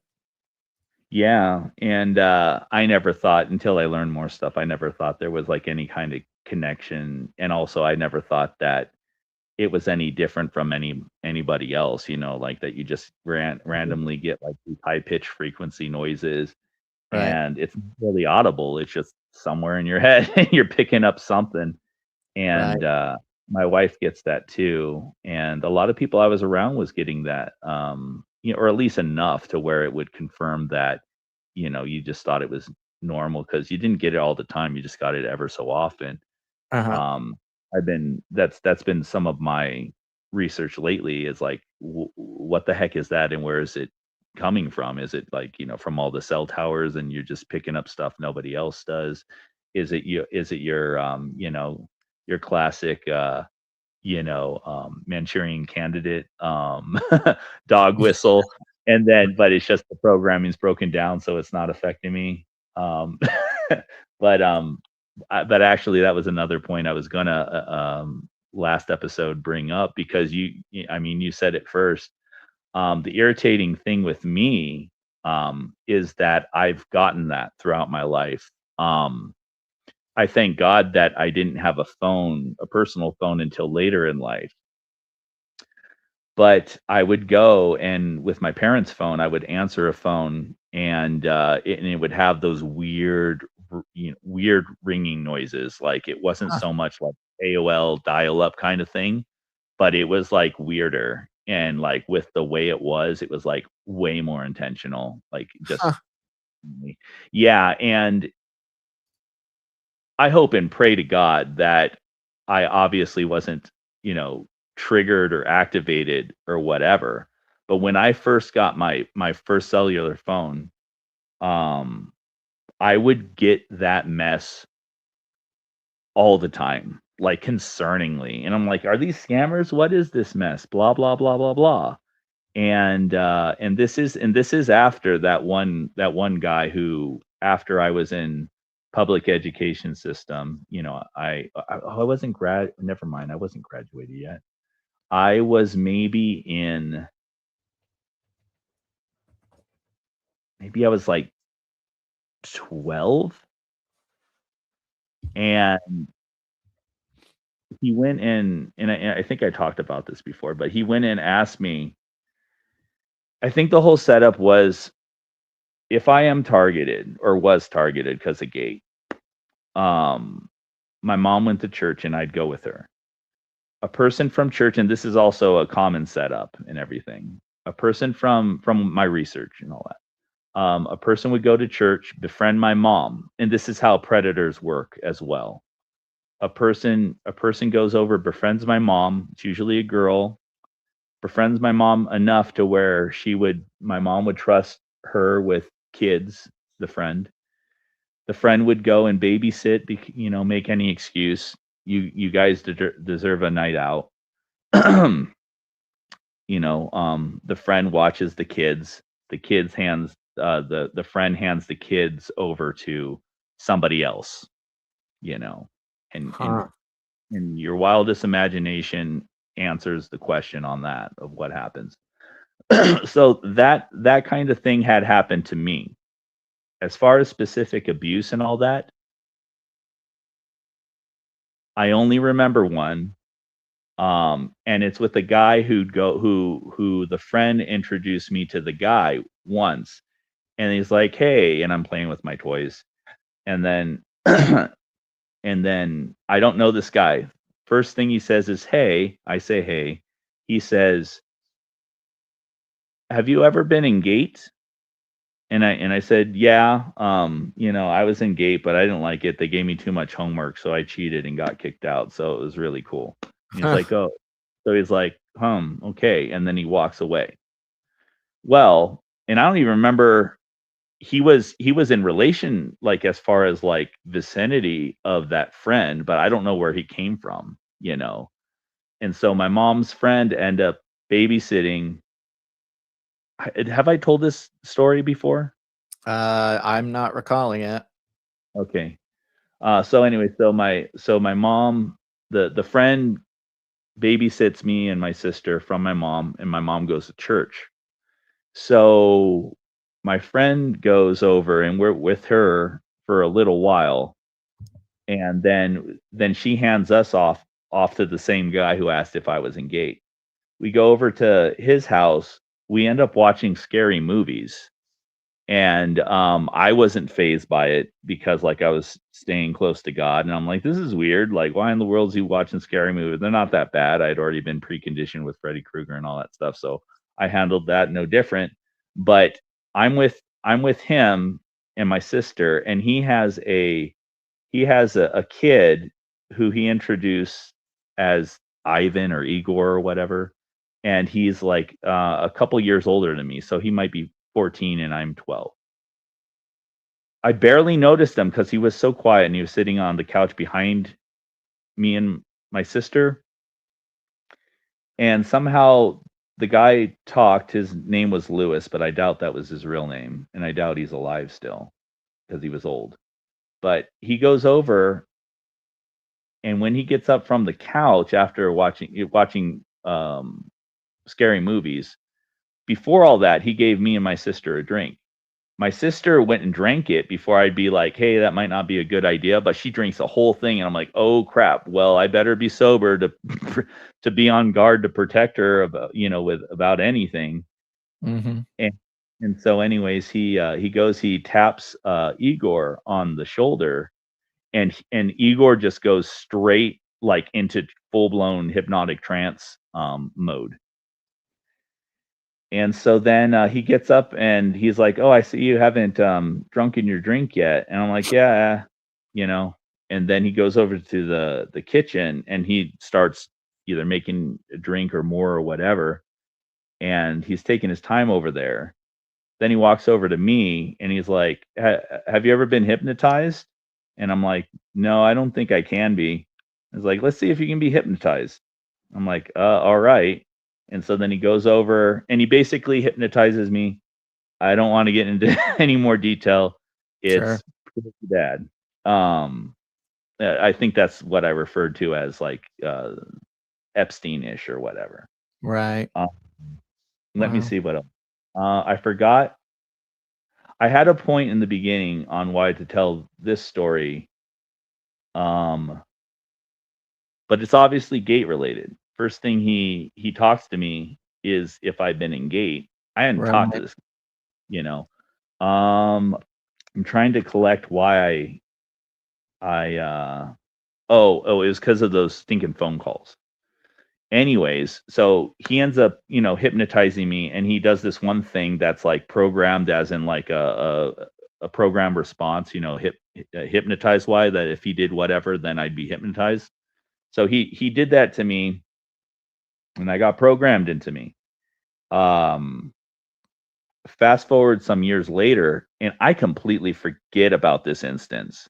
This is actually what brought me down this gate rabbit hole, because like 2-3 years ago I started remembering that incident, and then I started spiraling hard, and like I've had like maybe 2 jobs since, because it Sure. was Yeah.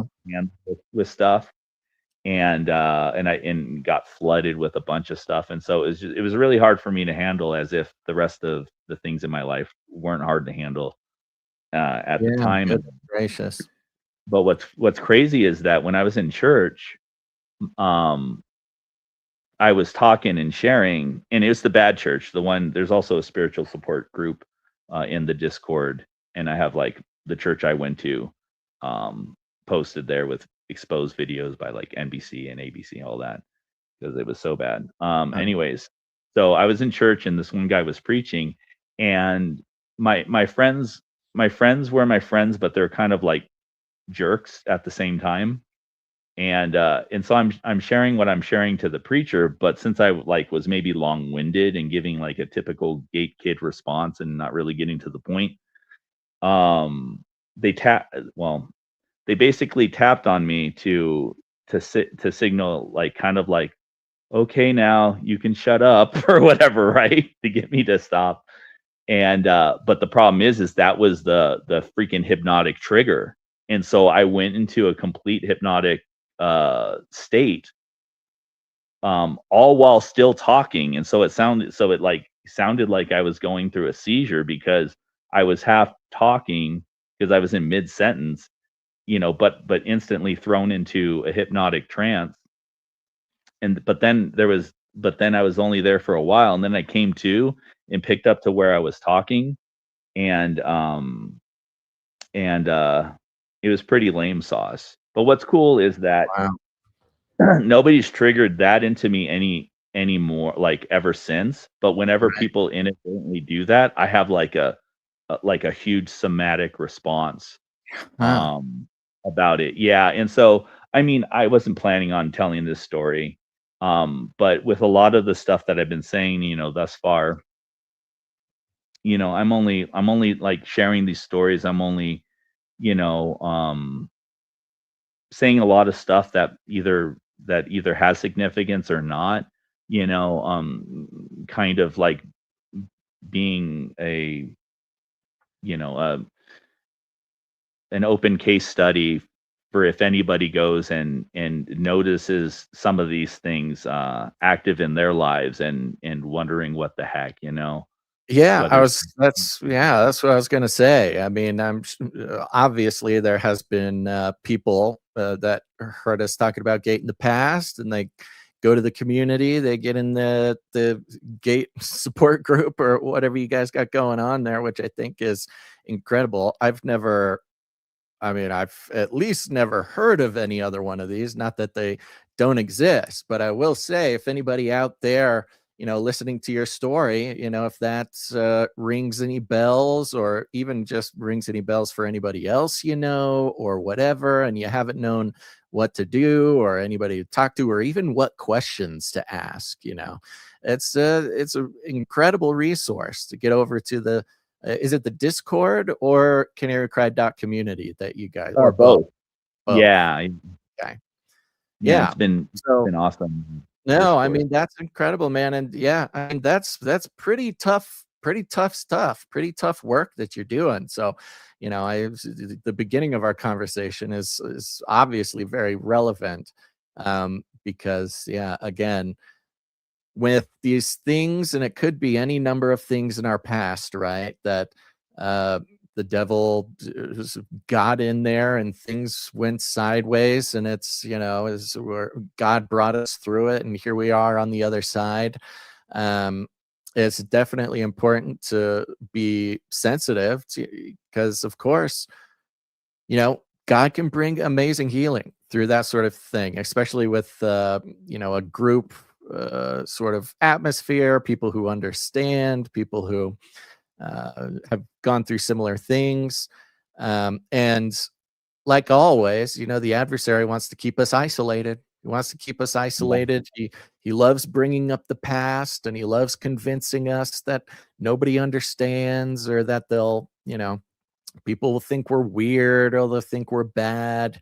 And so, as is so often in so many other ways, finding a group of believers and building that sort of trust and fellowship that grows everybody's faith, it's a very important thing. So I highly recommend, if there's anybody out there who even has questions about Gates, or was in it or whatever, go over to canarycry.party. You'll see the invite link to the Discord channel there, or you can join canarycry.community. That's sort of an off big platform, kind of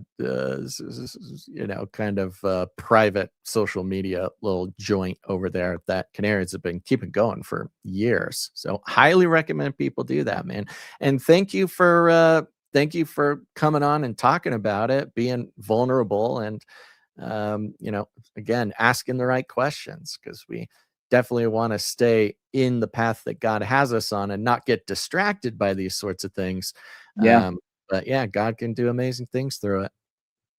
Yeah, thank you for letting me hog up the stage so much too. Yeah, no worries, buddy. It's all good. Yeah. All right, well, Really go quick though. Sorry, ahead.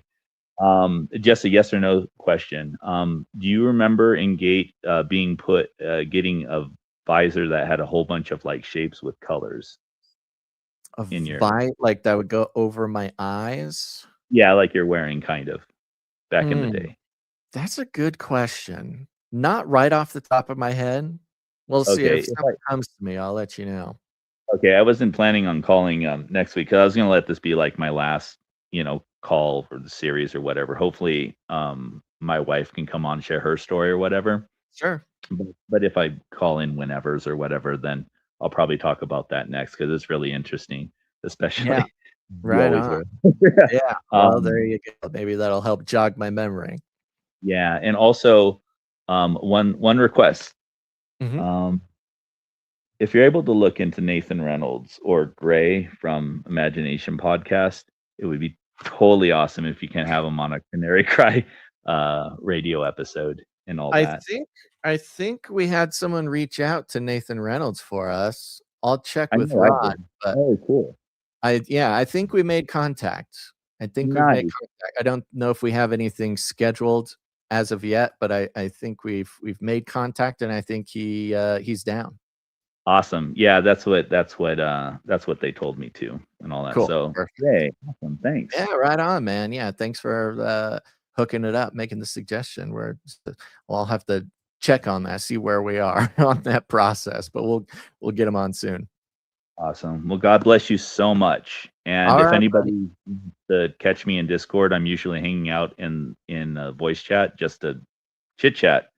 And Booyah. usually Thursday through Saturdays when I'm free. Cool. Cool day. And your liquid bacon's on the Discord too? Yep. Right on, buddy. All right. Go find them, folks.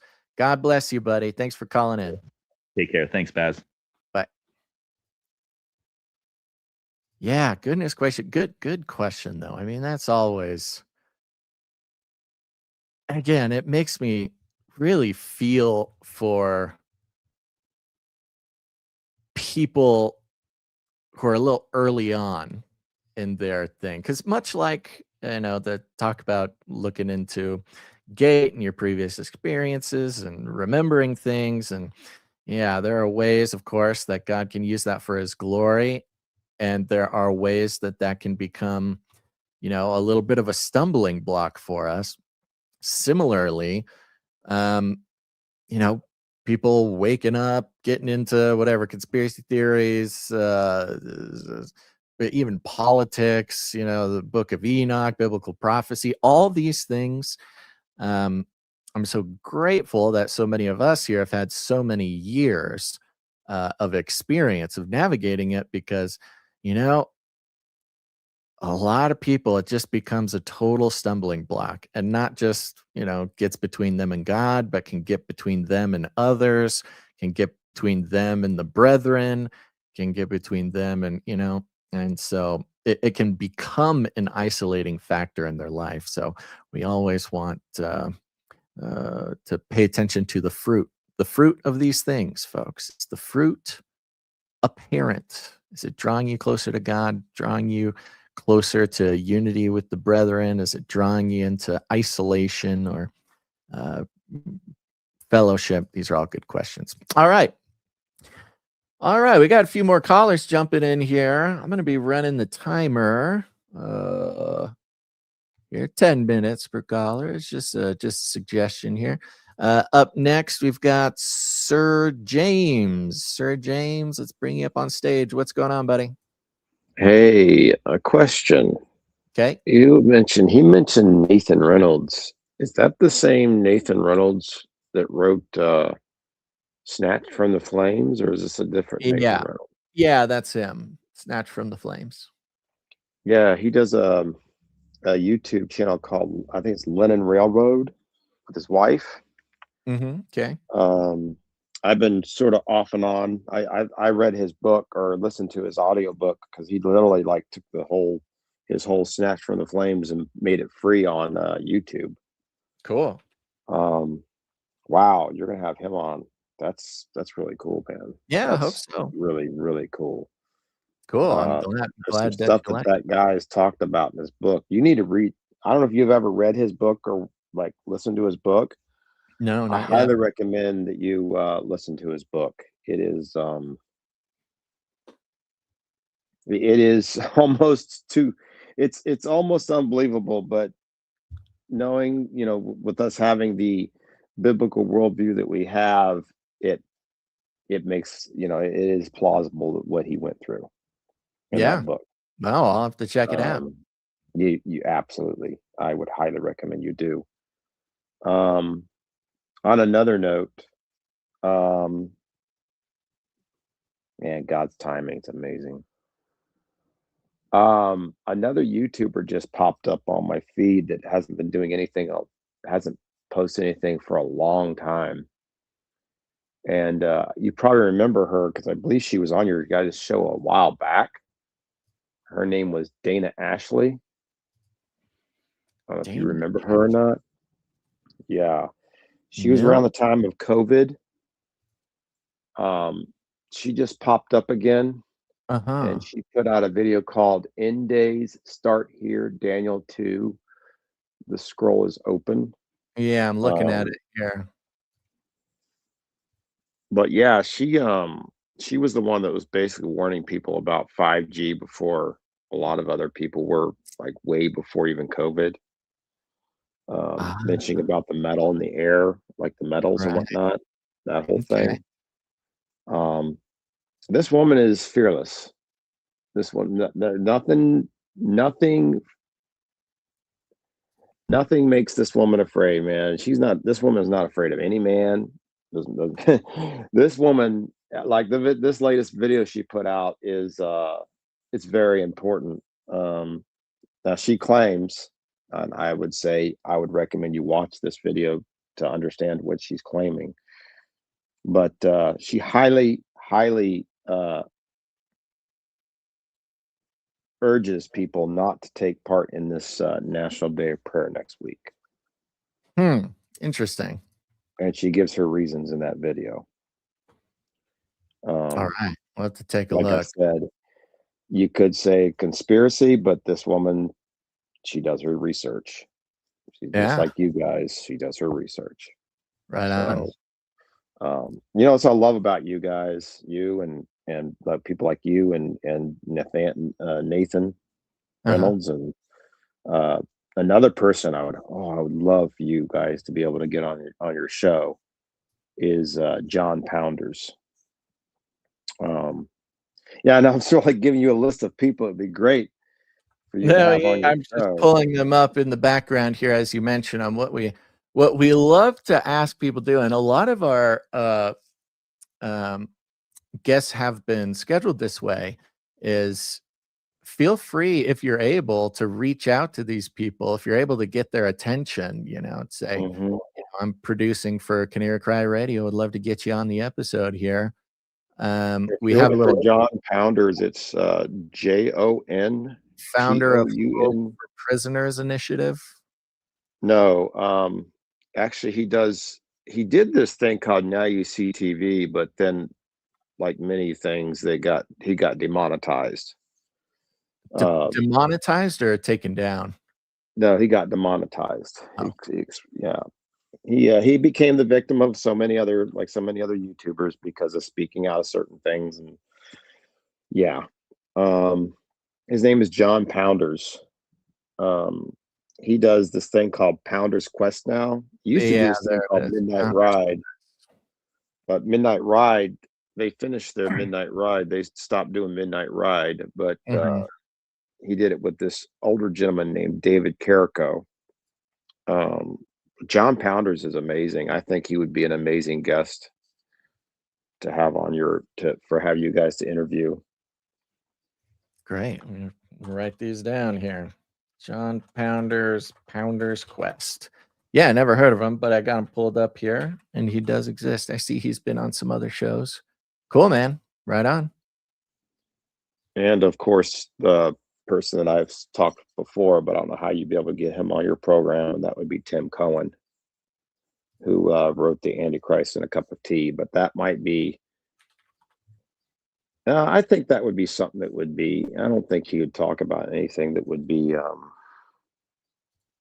that couldn't be said on YouTube, because he's done other interviews with other podcasters, and his stuff has showed up on YouTube. So yeah, I think he has a YouTube channel I'm seeing here. If this is him, yeah, King Charles. He's the King Charles guy, right? Yes. Yeah. Okay. Cool. Well, I got him written down here. We'll see if we can reach out. Yeah, I think you guys would. Those would be some really good. Those would be some really good people to have on your program. I think because of your guys's, you know, the whole value for value thing that you guys push.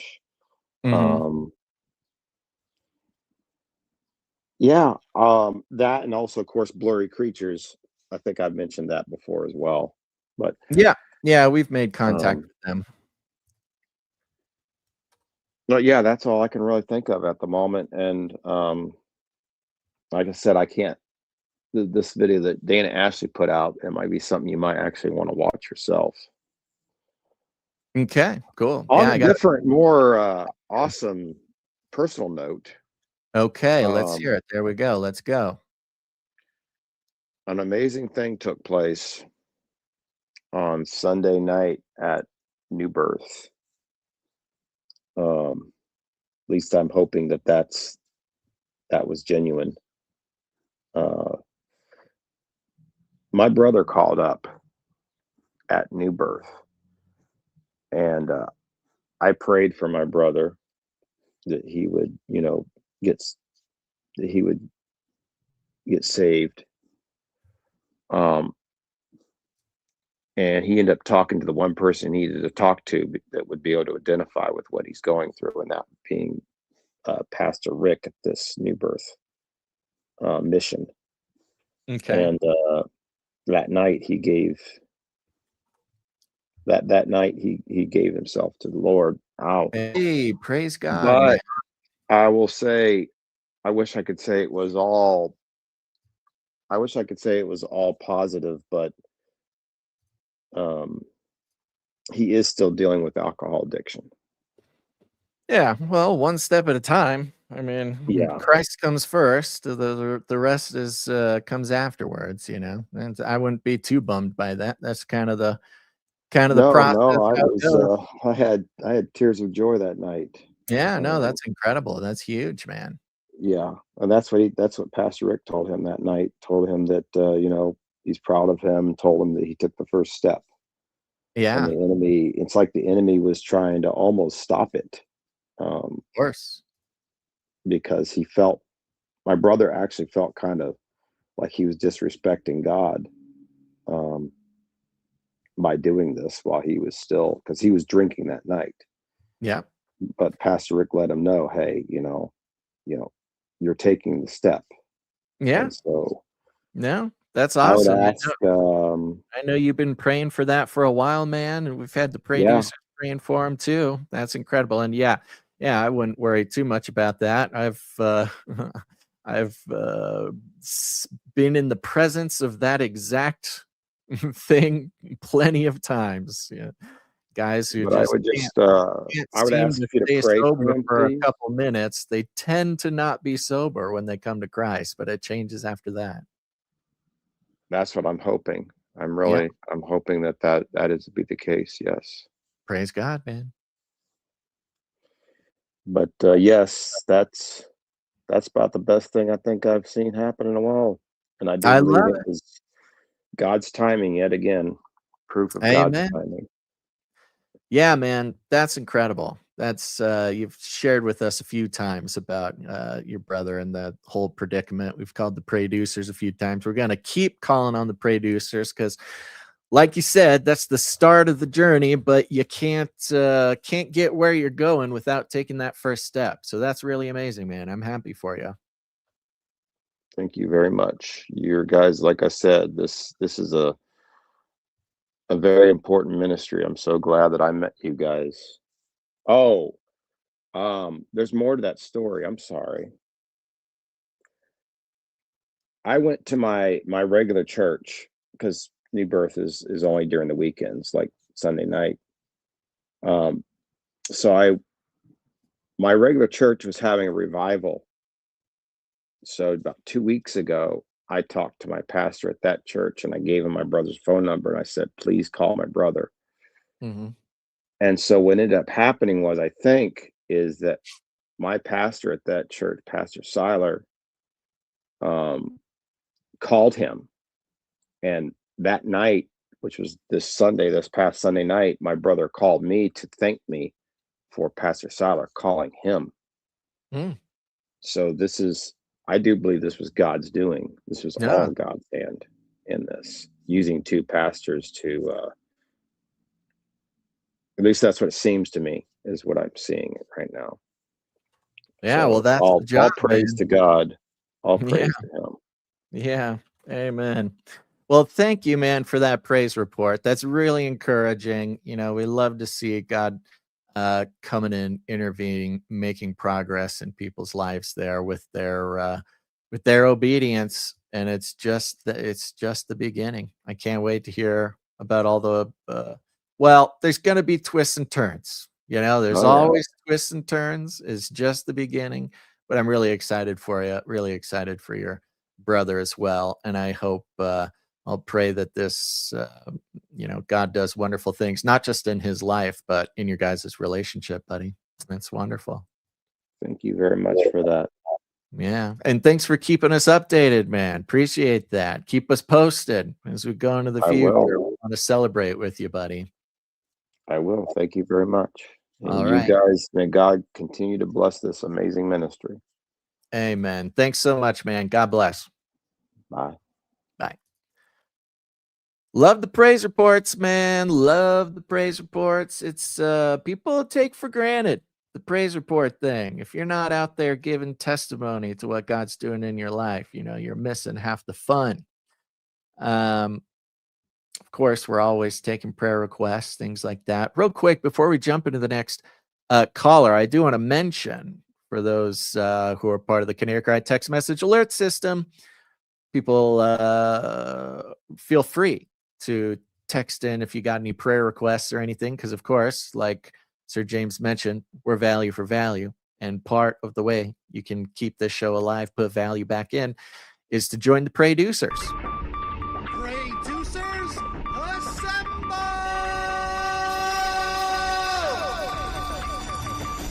That's right. Prayerfully producing the show.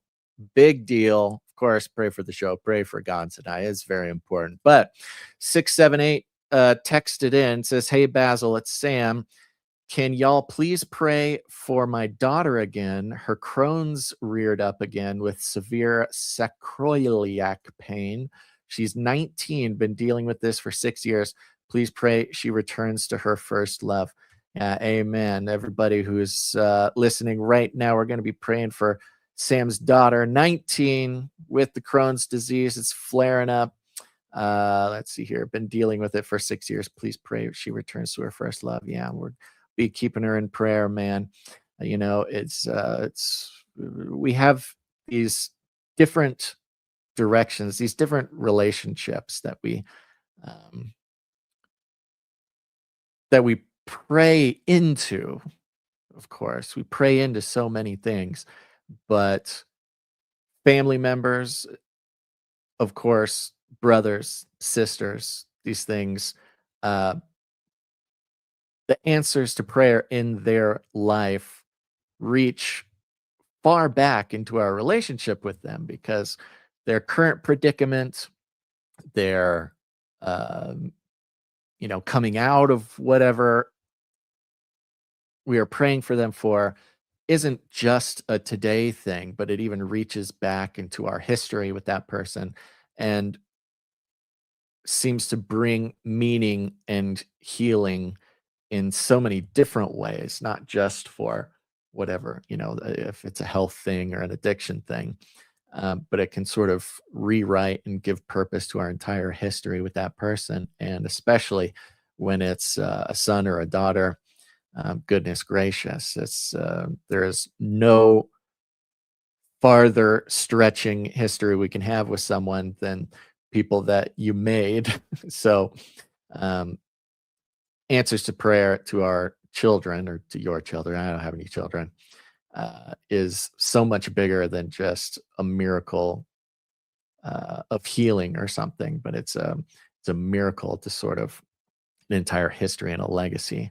And so, yes, thank you, Sam. We'll be praying for your daughter, her Crohn's disease, as well as she returning to her first love. Buddy, thanks for texting that in. We had one more. One more prayer request, if I can find it.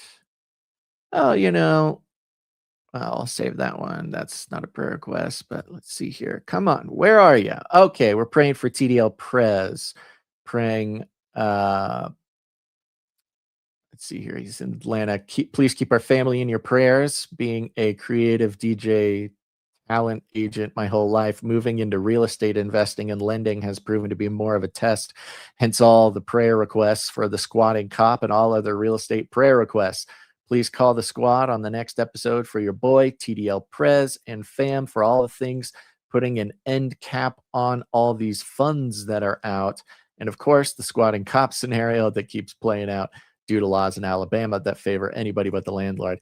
Yeah, God bless you, TDL Press. Goodness gracious. Yeah, it's always, it's a tale as old as time, but a relatable, we'll call it relatable. Somebody who's been a creative person for work their whole life, and there comes a point in life where you have an opportunity, to get into something that is maybe not your natural inclination, getting into real estate investing or lending or something like that. It is not just a tough business, but a tough, you have to find ways to adjust your current skill set, your mindset, your diligence, all these things. to a new career path. Trust me, I've thought about that for a while. I should have been a banker, man. I should have just been a banker. Banker or podcaster, those are my choices. I pick podcaster. This is not saying it's the exact situation, but of course, yes, you're dealing with that still ongoing real estate issue with the squatting cop. We're praying for you, TDL Prez. Everybody out there, join in with me. Okay, we got another caller on the line. It is the one, the only Liberty Before Authority. We got some goats on the video, looking good, beautiful. How you doing, Liberty Before Authority? Oh, dude, fantastic, brother. How are you, man? Right on, hanging in there.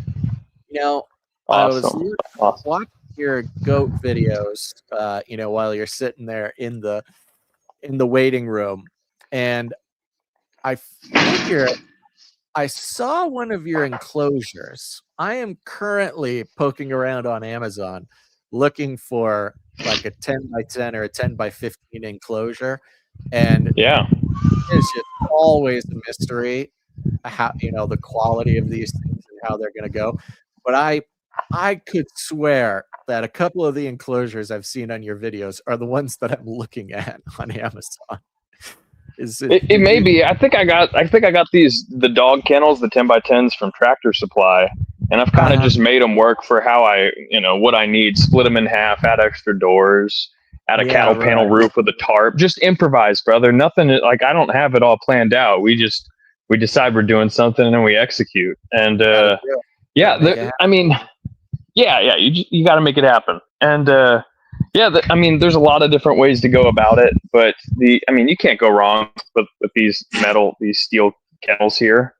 Easy. Just for something temporary. It's easy, but real quick before I forget, this is a beautiful day, brother. You are officially invited into the Spartan push-up group. Isn't that cool? Is that the one in the community? Yeah, there's two. Shout out to Psalms 40, and shout out to Bacon. They locked it down. They're going to commit to 300 push-ups a week, and I'm pumped, man. I love it. I am still got the boot on my foot, and have just recently been able to kind of inch to the bathroom on it, but I've been getting pretty itchy to start, using my body again. I can feel, I can see, number one, very sad. I now have one calf that is beautiful and sculpted and huge, and my other calf is it's gone. It's withered away. And I'm being confronted with the fact that it's gonna be a process to get back to being able to work out, man. But that might just be the way I got to do it. I just need to do it that way. Yeah, if you can't really do it with your legs, why not work your body a little bit? Because once you get good enough, once you're fluent enough, because it really takes about 3 months to commit to a habit before it becomes something for real in your life. And that after you get to that point, a lot of the boys, we're adding in other stuff. We're doing squats. We're adding in different kinds of workouts. But start somewhere, brother. Do something. You got to do the stuff. We got to start somewhere. To be clear, before I broke my foot, I was maybe in the best shape of my life. And I've told the testimony before, and I only say this to encourage other people in conjunction with encouraging them to also join your Spartan push-up group. It was 2020. I was 60 pounds heavier than I am today in 2020.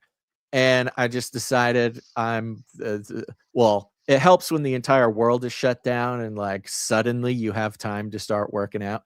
It took me 4 years, but just became completely unrecognizable. And more importantly, it didn't come from having, for me, a fitness goal, I want to be shredded, or I want to, be able to lift this, or I want to be able to do that. Much like the process of getting Canary Cry News Talk as just a regular, committed schedule instead of randomly making interviews on CCR like we did for 10 years. I only counted success in actually participating, in actually doing the workout 3 times a week or whatever it was at the time. And you can forget about everything. You can forget about how much weight, you can forget about how much push-ups, whatever it is. If the win is you just show up 3 times a week, it's completely life-changing. And it happens in this beautiful sort of slow way that you don't obsess over, you don't beat yourself up over, you don't do that sort of thing. And the danger is, and I can feel the danger in my own life right now, is, very proud of myself for keeping a workout routine for so many years, but it's something like the broken foot. When you're taken out against your will for a month or a month and a half or 2 months, that's when the real danger comes of not getting back into it. You really do. I really am going to have to like purposefully build this schedule again, like build the habit again, unfortunately. But I've got a great way, brother. You said, I didn't mean to cut you off. You were saying how for you it was easing into it that worked well, and I just love how Yaz made us all so different. And I did the complete opposite. Like I did the 75 hard challenge, where you do you do all the stuff, and I built it in for just under 3 months, and it was awesome. Like that's what started the push-up group, and that was a couple years ago. And I thought about just getting back into it again. My wife's like, "Please don't do that right now." But it's like what I love that about the 75 hard and things like that. I haven't done the 75 hard, but I've done similar things to it. Is that to have that structure for me? The big benefit of that structure is, like you said, it's built in. Just the fact you're showing up to do the thing on a regular basis is like more important than how you do it. I love even just like now it's gotten to the point where like there's been a perspective change since when I started the group, and the week would start, which starts on Sunday, like the Bible. So on Sunday I would dread like, oh, I got to do my push-ups. And now I'm like, dude, I get to do my push-ups. Like there's people without arms. Like there's veterans who would kill to do it. Please, God, let me do a push-up. And now I'm like, I'm privileged. I get to do this thing. And it's really nice to start the week off with a win, even if it's small, even if it's just you did whatever amount of push-ups, whatever your goal is. It's so nice to start your week with a win, man. Like I get nutty sometimes, and I stay up till 12:01 and start cranking out the push-ups just to shoot fire under the boys. And it becomes a desire. It becomes a desire. It leans away from I have to do this. You suddenly it's the thing you want to do with the time that God's given you, and that's the real shift. I mean, we can force ourselves into habits. We can really push through and do this whole thing. But when you've made it, again, for me, it's not a weight. It's not a weight like a lifting record or something like that.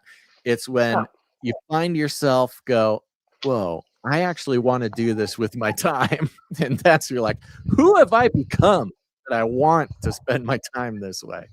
So amen, it's beautiful, brother. We're shedding off layers of laziness, cringe, all the things of our when I look back on past me, it's like it's a whole different life, brother. I mean, we truly do live lifetimes in a life, or some of us do, and it's just it's a beautiful thing.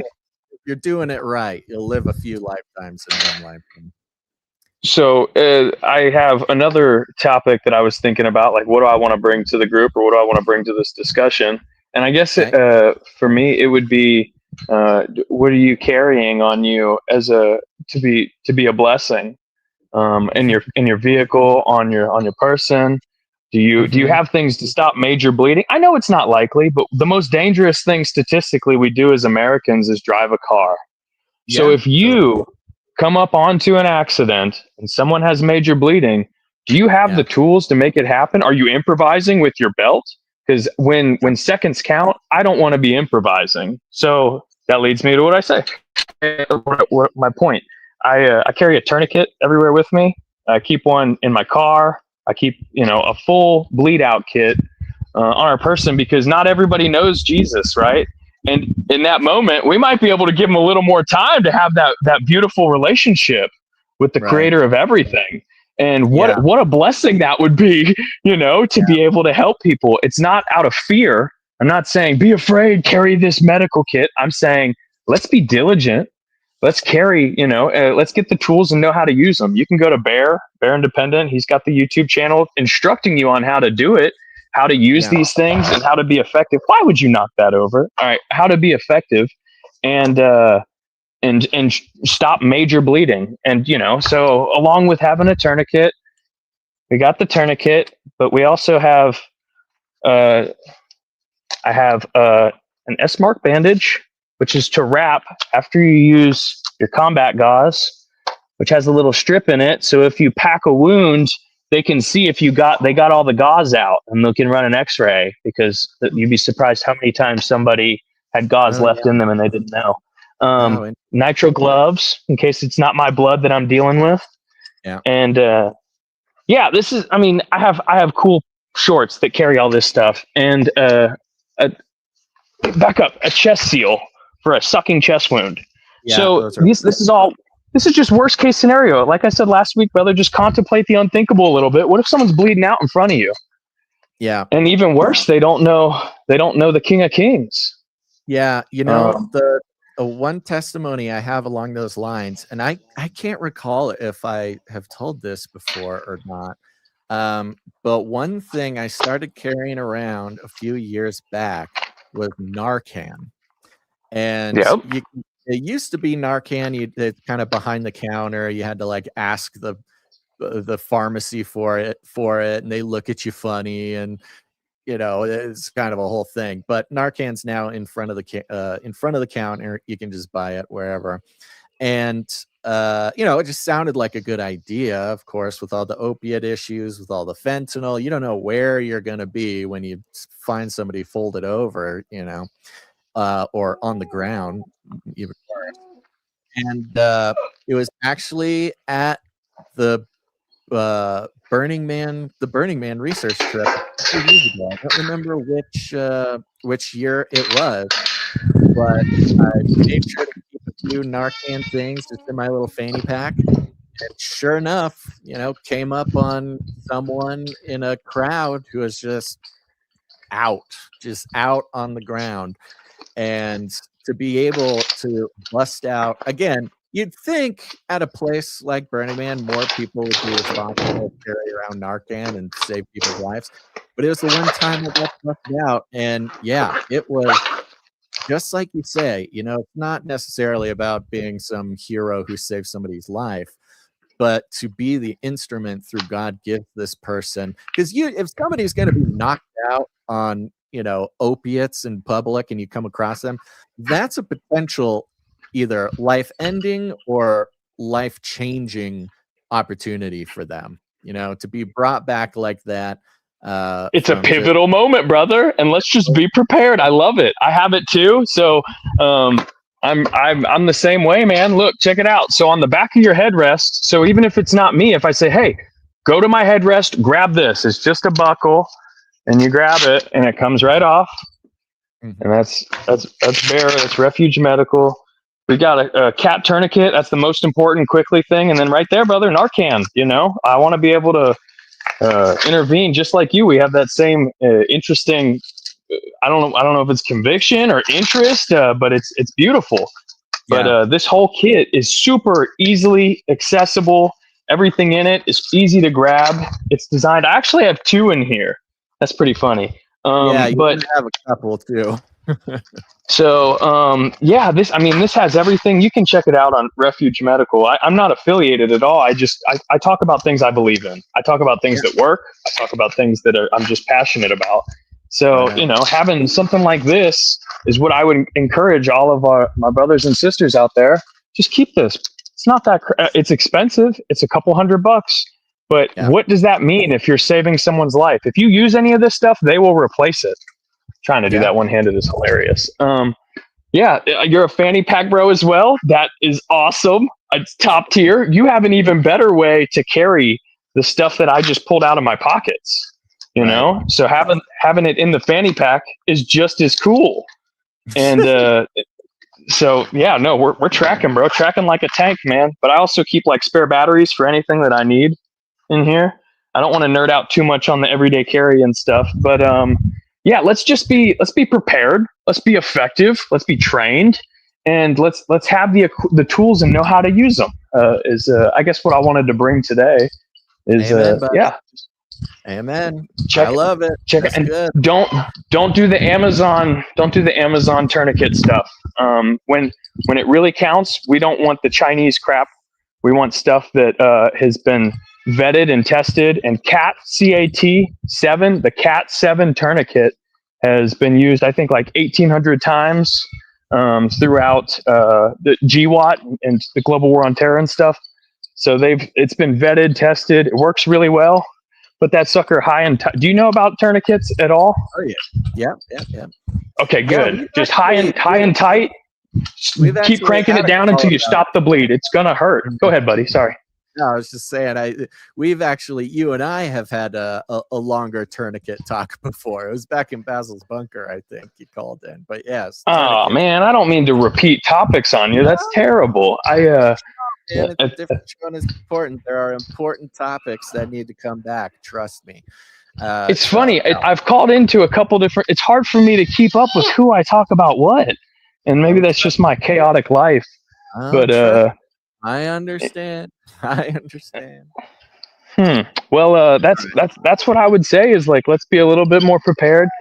And I guess the last thing I want to bring to you, I respect your time and everybody else's, is also considering that maybe it's not the end of the world today or tomorrow. I get that the end is near, and it has been for a long time. But maybe we should also be preparing for just a potential depression, a collapse, a struggle. And maybe we're not meeting Jesus right now. And if we are, good, great. Be prepared. First that. I'm 100%. Be prepared to meet the King of Kings first. And then if it's not happening right now, like if it's further out than what we think, or there's a lot of signs and a lot of things that have made me prepare. But the spiritual preparedness first, and then I have a family. We have people to answer for. Do you have friends, a community? Just be diligent and know that yes, that's amazing to we get to meet Jesus after all of this. That's fantastic. And we're probably going to be persecuted. There's going to be real struggle. And I think that the people going through the Depression and going through the Revolutionary War and going through so many wars in time thought it was the end of time. And that's the only point I want to relay. I guess I think that I'm concerned that some are just too leveraged and, well, I get to meet Jesus, I'm good with that. It's like, well, what if we have to watch our families get hungry? I know that God provides, but how, this is the last thing, and I'll kind of leave it on this. If I have a shovel, how long do I have to pray over that dirt before the hole gets dug? Is our God a God of action? He's also, like, I agree, a God of prayer, but also a God of action. Those are the guineas making their opinions known. But I think that, works have to come too. And now is an amazing time for us. Like, yeah, things are way worse than the prosperity of our grandparents. Like, I'm sad growing my children up in this world, telling them, yeah, save your money, but knowing that it's basically hopeless going forward. They're ruining our prosperity, our generational wealth. And but that being said, hi, hold on. That being said, do you get the point I'm trying to relay here? I don't want to rant or ramble. I think it's very important. And coming from a guy like you, I think that means a lot to people. These are the questions and the things that people are having to contend with right now. And I think it's plugged in with all the weird alien disclosure stuff as well. There's an obvious operation to inspire a certain set of feelings in people, and what you're saying is very wise, man. I think even more wise coming from a guy who's so prepper literate as yourself. I think that is an incredible message coming from just the right package there, buddy. I appreciate that. Yeah, the preparedness isn't at all about like pack ratting. We're not trying to pack rat a bunch of crap and a bunch of food and think that, oh, I'm going to hunker down until the dust settles. It's not that at all. I'm thinking much more in terms of, let me make sure me and my family have enough food until the next growing season. Let's make sure that we have enough water, because 100 years ago, were so much more dependent on ourselves and on the local farms and farmers. And that disconnect is so much more staunch and severe than I think people truly understand. So like getting some form, even if you're in a city, I just say take some action. Like it's not like, if it's do 300 push, I can't do that. Then let's stretch. Let's do something else. Let's do something that brings you forward. And if you live in the city and you feel like it's hopeless, not hopeless, but doom or odds, it's over anyways. Let's plant fruit that grows every year in the front yard. Let's get rid of that green grass that does nothing good for anybody. And let's plant some food, some abundance. And let's watch it be blessed by Yah. Even if they're spraying us over the airs, I don't care. Watch it be blessed. Let it rest after the 7th year. What are we afraid of? I hate it. And in a just world, to me, it would be unauthorized airspace. I wouldn't allow them above me. But I can't. What am I going to do, brother? I'm just focusing on the things that I can do. I hear you. That's where it's at. Everybody's asking the question. Everybody wants to do something, and we can all think of all the things that we're not able to do. But thinking about where God has us and what can we do is really the right step. And the more of those little steps we take, the bigger and bigger opportunities God's going to give us. God bless you, buddy. Liberty before authority. Thanks for calling in, man. I know you're. I always get messages about how much your calls are a blessing to people, man. That's awesome, brother. That's fantastic. That's the only reason I do it. If a person is like, hey, man, it's made a difference. That's the only reason I'm doing it. And real quick, I'm calling you out. Call your mother. Call your mom, bro. That's not cool. Call your mom. And start doing the push-ups. Get in the game, buddy. Even if it's knee push-ups, whatever you got to do, find a creative way to get in the group and get involved and just commit to something and do it. There you go. It feels good, brother. People. Talking to you. He's not even talking to me. He's talking to you. No. I'm talking to you specifically and then everybody else afterwards. But I love you, brother. You have a blessed day, man. Thank you. Make sure to call in again, buddy. Talk to you later. 10-4, over and out. Yeehaw. Okay, we got one more caller in the chat here. I'm coming up. This timing, as always, is going to be just about perfect. We got a wonderful caller been hanging out, and it is the one, the only, Sir Ike. Let's see what's up. Sir Ike, how you doing, buddy? I'm doing all right. It's my first time on stream, so I'm just kind of hanging. It's been a long while since I watched anything from Canary Cry. I actually started watching y'all back in college. That was 8 years ago. Gosh, it's been a long time. You're not Sir Ike. You're a different Ike, Mr. Ike. How are you? Wait, you know? Well, there's another caller, Sir Ike, who's called in plenty of times before. But you're a different Ike. You're another Ike. Beautiful gift of God, Ike. Okay, great. Nice to meet you, buddy. It's nice to meet you too. Well, seen you plenty, but that's part of the fun. Yeah.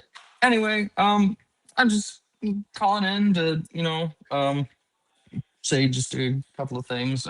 First and foremost, thank you for all the research that you do and all the videos that you've put out. I actually initially got into Canary Cry because of the Face Like the Sun YouTube channel, watching Age of Deceit. Amen. Very good. And you mind if I step out for a second? And I just wanted to. It's all right if I share my testimony. Yeah, please do. So I'm not gonna lie, it's a little dark. Is there like a PG rating, PG-13, or? Well, we are technically a family show, but okay, then I will keep it a little more on the general side. if it's something that's really graphic, you can find cute and poetic ways to describe it here. Oh, for sure, for sure. Um, I grew up in a Christian home, and believe it or not, I actually have heard God call me to things. When I was really young, I heard God calling me to be an evangelist. And, I'm like 5 at the time. So that's a $4 word. Now I have no idea what it means. So I asked my parents, I'm like, what's an evangelist? And they just kind of look at each other and they look back at me and they're like, well, it's like a preacher, but they just kind of talk to everybody about Jesus. I was like, okay, God wants me to do that. And they were like, okay. And we just never talked about it again. And I grew up in the church. You know, I knew my Bible. I I was young. I felt like I was doing all the right things. Went through a couple of tough things. Lost my great grandmother, who I felt kind of close to, but everybody just kind of seemed to, not be affected by it. I didn't learn until much later that it was because she basically had caused her own death by choosing not to go through dialysis after she went to the hospital. Like she rejected it. Right. So, but at the time, I felt like everybody was really callous about how they reacted to it, and I felt a little alone. And then my parents went through divorce, and I took that really hard. At about 13, I started asking God why without really expecting an answer, and I started seeking in other directions. I had started looking in all the wrong places, every wrong religion you could possibly think of, and ended up landing in the New Age theosophy, which I'm sure you're plenty familiar with in all your research. But make a long story short, I got into some really, really deep, dark, very witchcraft oriented things. Like you do. Spent like you do. I spent 6 years in that spiritual darkness, just getting heavier and heavier and feeling some very strong spiritual oppression over it. And at about 19, I finally realized, I haven't felt any kind of right since I left the church. And I didn't realize at the time that the reality was I had had a relationship with Jesus and I had walked away from that. And it wasn't, the church, but the one who had made the church. So I came back to church expecting it to just solve everything. It did not. It took a season of going to church before I finally was like, I know what I need to do. Right. And so I prayed in earnest for the first time in a very long time. And I just said, God, I am done. I'm done trying all my own ways. I'm done being my own God. I'm done treating life like it's mine when everything that you've made has been for your glory. And he said, oh, okay. Are you sure you're done with it? And I know this sounds a little crazy, talking about hearing a literal voice, but I think after being in that spiritual darkness for so long, he was giving me a great deal of grace. And so I had a little dialogue with him, and right in the middle of worship, and I said, yeah, I'm done. I'm done doing things my own way. And he said, okay, I want you to step out of the seats and into the aisle. And that was easy. Everybody worships in the aisle. I go to a Pentecostal church, so of course they're worshiping out in the aisle. Oh yeah, traffic jams, man, in the aisle. Yeah, and then he said, Isaac, I want you to kneel. I was like, for whatever reason, that just caught me. Like there was a hitch. Like I'm like, and I give all these in my mind really good reasons not to. I'm like, I could distract somebody. I don't know if it's going to be seen as proper etiquette. And I'm like, these people know me. This church is my family. They've known me for years. They don't necessarily know all the things that I've just been going through. But if I'm being obedient to God, I need to start right here. And so I did. Yeah. I knelt right then and there. And I fully expected God to just lay a heavy hand of rebuke on me. And he said, Isaac, I'm not done with you. And I broke down. What do you say to that? God doesn't need me, but he still chose me. Right. And that's the reality of the cross, is that Jesus came and died and so that we could be restored to right relationship with God.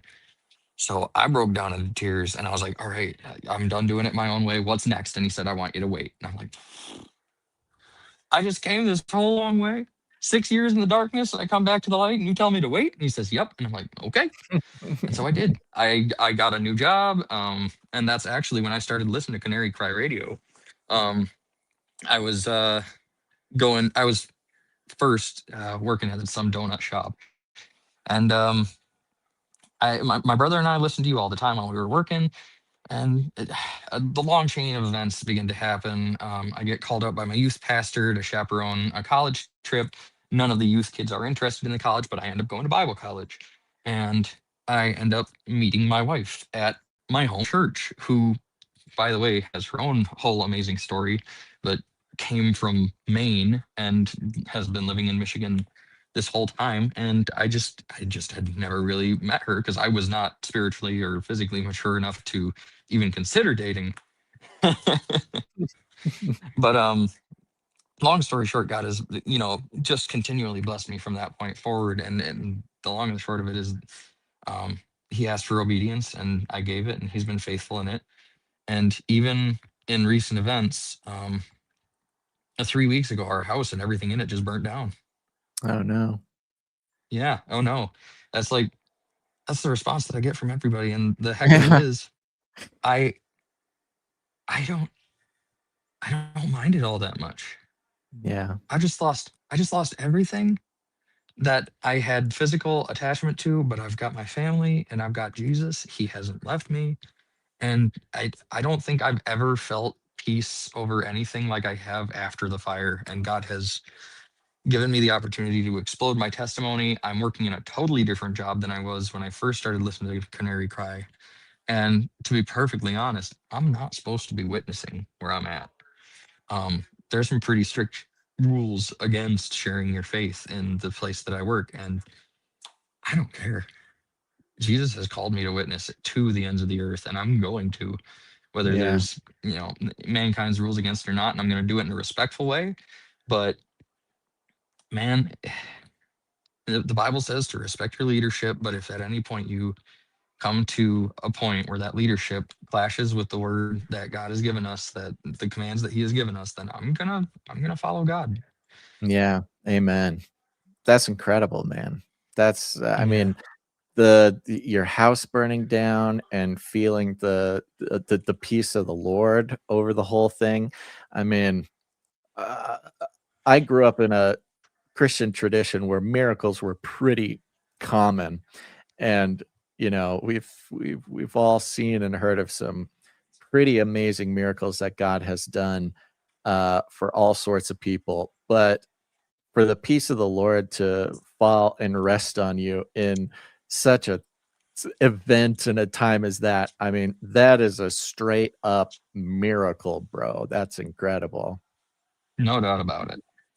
Yeah. And the other incredible thing about it is just what God has done to show us what he can do through the body. I mean, after the fact, people we didn't even know were coming out of the woodworks to help us with donations with clothes, to help us with furniture. We got a couple of free storage lockers until we can get a place and get on our feet. We're, in process of finding a home, which admittedly is a little difficult right now. But Sure. I mean, I'm just being obedient with the next right step, and God's already been providing so much for us. And I'm Amen. so thankful to the body that has been obedient to him, and to him who's been faithful to me far more than I could ever return. Yeah. Amen, man. That's incredible. I mean, gosh, we've also heard testimony before, and it's really tough. And every time every time I see it, inspires me in ways that no other testimony can. But like you say, the loss of, and it can take many different forms, and it's different for everybody. But basically, the loss of everything, and then to experience the myriad of ways that God brings the blessings that only he can bring. um I mean, that step by step obedience, I loved it you said the step by step, because honestly, it's difficult because we can't see the future. We don't know what's going to be asked of us next, and maybe we don't understand what we're asking to be or do or whatever. And the answer, again, as we've been talking about lately, is so simple, and yet it doesn't make it easy. And that's just taking that next step. So that's incredible, man. Do you have what's it called? Like a GoFundMe going or anything right now?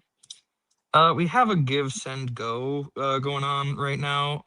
We have it up on my wife's Facebook page, and I'll probably post it again shortly here. But Do you have a link my for it?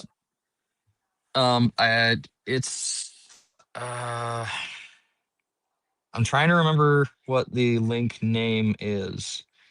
Like if you have it up on your phone, or you can navigate to it or something, you can copy paste it into the private chat here on the back end, and it'll let me stick it into the YouTube chat. Would be happy to post that for you in case anybody is feeling inspired or obedient to get involved, of course. Unless Right. there's a way I can navigate to it. I mean, I'm just trying to remember remember where it's at. Because it You're calling into a live podcast and you don't have your Give, Send, Go link ready, bro? yeah, Goodness I know, gracious, right? you really are just step by step, man. Step by step, just obeying the Lord. That's hilarious. Really, yeah. And that Well, that really is all it's been. Where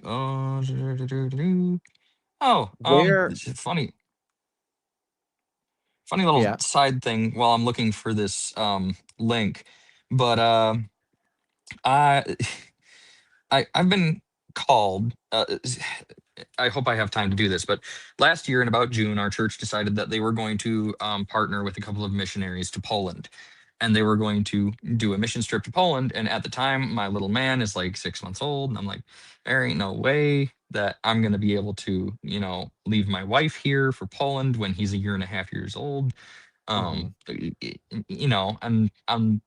I, at the time, my father-in-law was pretty severely dealing with cancer, which is a whole other um, testimony, by the way. He has All right. glioblastoma, and he's progressed well beyond where he should be. He's alive now, well beyond his um, expected point of death, and he Yeah, is praise God. darn near doing pull-ups.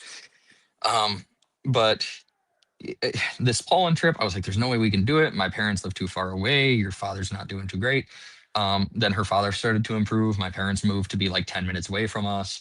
And the only thing that was stopping me was I didn't have any of the information, and I didn't know if there was a slot. My church comes to me, says, hey, we got a slot open. Do you want to go to Poland? And I say, I got to pray with my wife about this. And we talk and we pray, and we're like, yeah, we got to go to Poland. And so she says, you go. I've got plenty of help here at home now. And so I start getting into all the stuff. I get my passport ready because I've never had a passport before. And it arrives on April 11th at 10:32 a.m. And then at 11 p.m. on the same day was when our house burned down. Oh, wow. Yeah. And so, I mean, there's a part of me that kind of wonders just a little bit, maybe if it was some kind of an attack. I don't want to put a supernatural spin on everything. I do have keys.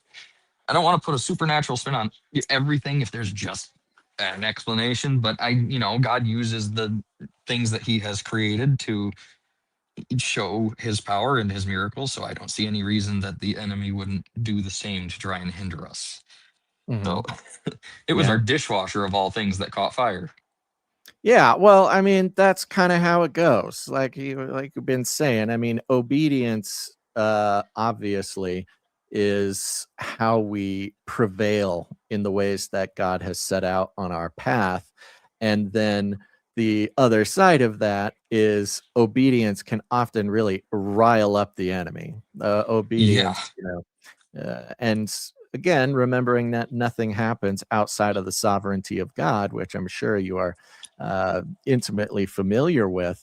When we witness these things happen in our lives, there is an aspect to witnessing the event, which is also witnessing the sort of spiritual battle and the inevitable victory that God has over that spiritual battle. And yeah, Oh, it is.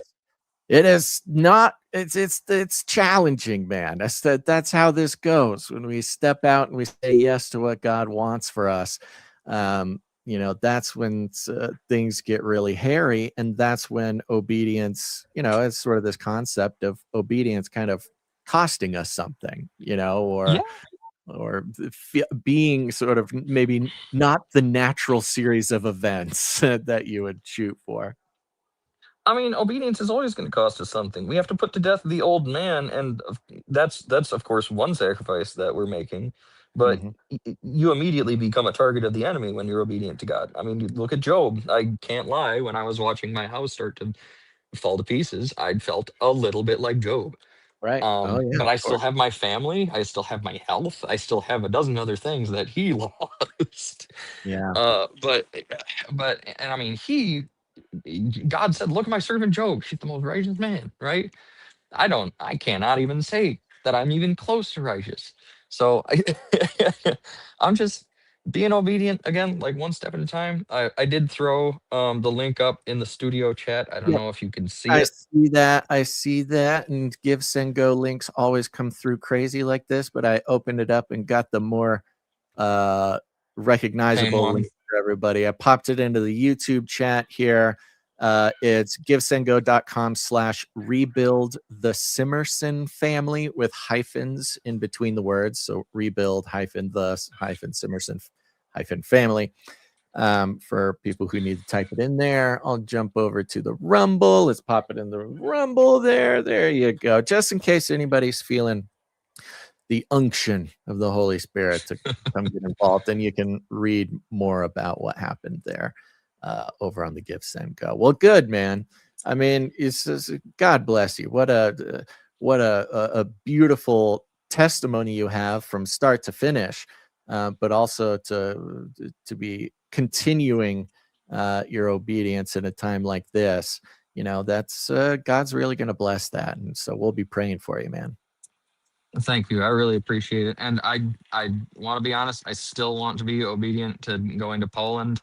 I have a separate giving link for that, but you know what? Sure. I will throw that up in the comments when I'm pop it no into longer the on private stage. chat. Pop it into the private chat because it's probably not going to let you share it in the chat. Oh, So I okay. have, a lot of times it stops people from posting links. But if you send it to my private chat here, then I can pop it into the chat for you, and people can. Okay. Can go I there. gonna be honest. I did not expect that I was gonna be doing this today. Oh, no worries. It's all good, man. um, No, it's all good. You take a second if you need to. Also, we can wrap up this call here in a moment. And you yeah. can stay in the back room, so you don't have to leave. You just stay in the back room. Go get your link, and then when you get the link, put it into the private chat, and I'll share it. Alrighty. Thank you so much, Battle. All right, buddy. God bless. Take it easy. God bless. There we go. Very good. Very good. Bump, bump, bump, bump, bump. All right, here we go. What is it? We're at okay. A little bit longer than I expected, but it's always a little. When has the show ever been not longer than I expected? Literally never. Probably not once in the history of the show, because it's not about that. It's about the Canary Cry family coming together. Love talking to not a new member of the Canary Cry family, but a member of the Canary Cry family for the first time. That's what I'm talking about. That's what it's all about here, folks. And let that be an inspiration to anybody who maybe has been tuning in. Doesn't matter if it's a long time, a little time, but if you've been hanging out, listening, I encourage you to call in next time because that's what I love hearing from new people. Again, maybe not new people, but hearing from them anew. In the chat here, I'm going to put the link for Ike's Poland mission. I don't know if you guys hear that timer. Do you guys, if you're in the chat, do you hear that timer go off? Let me know, because I try to stop it before it actually goes off because it's kind of really hectic in my ears. Let me know if you can hear it or if it's just something for me to suffer through. All right, there's Ike's Poland mission link. Oops. Let me try. I'm gonna post it clean because I think I may have added a hyphen in there. That's not good.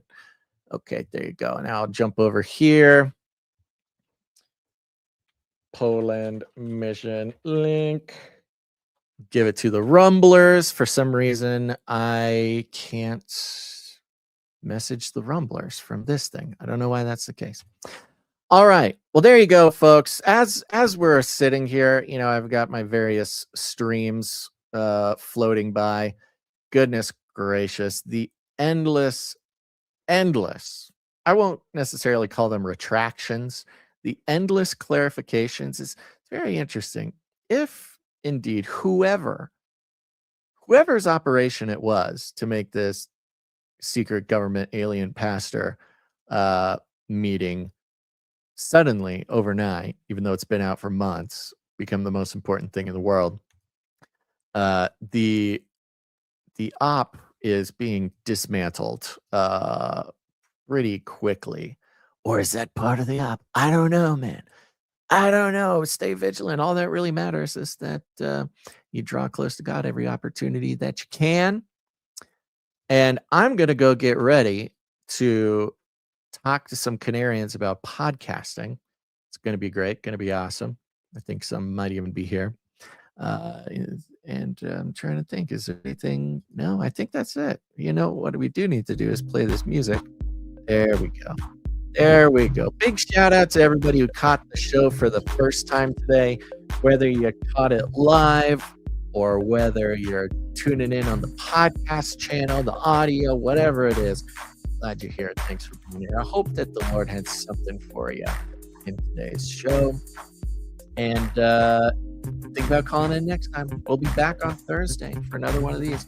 Oh, yeah. Our value for value model here, of course, just like everything. All of our shows. No advertisements, no nothing like that. Not taking any of that sweet, sweet government UFO money.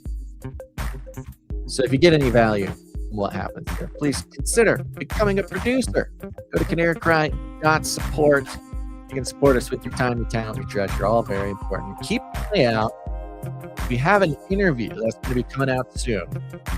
I don't actually know. I should have asked John. It's either coming out tomorrow or next Friday. Who knows? It'll be a surprise. So much content. So much content. All right, everybody. We'll be back on Monday with another Canary Cry News Talk. See you then. But until then, think outside.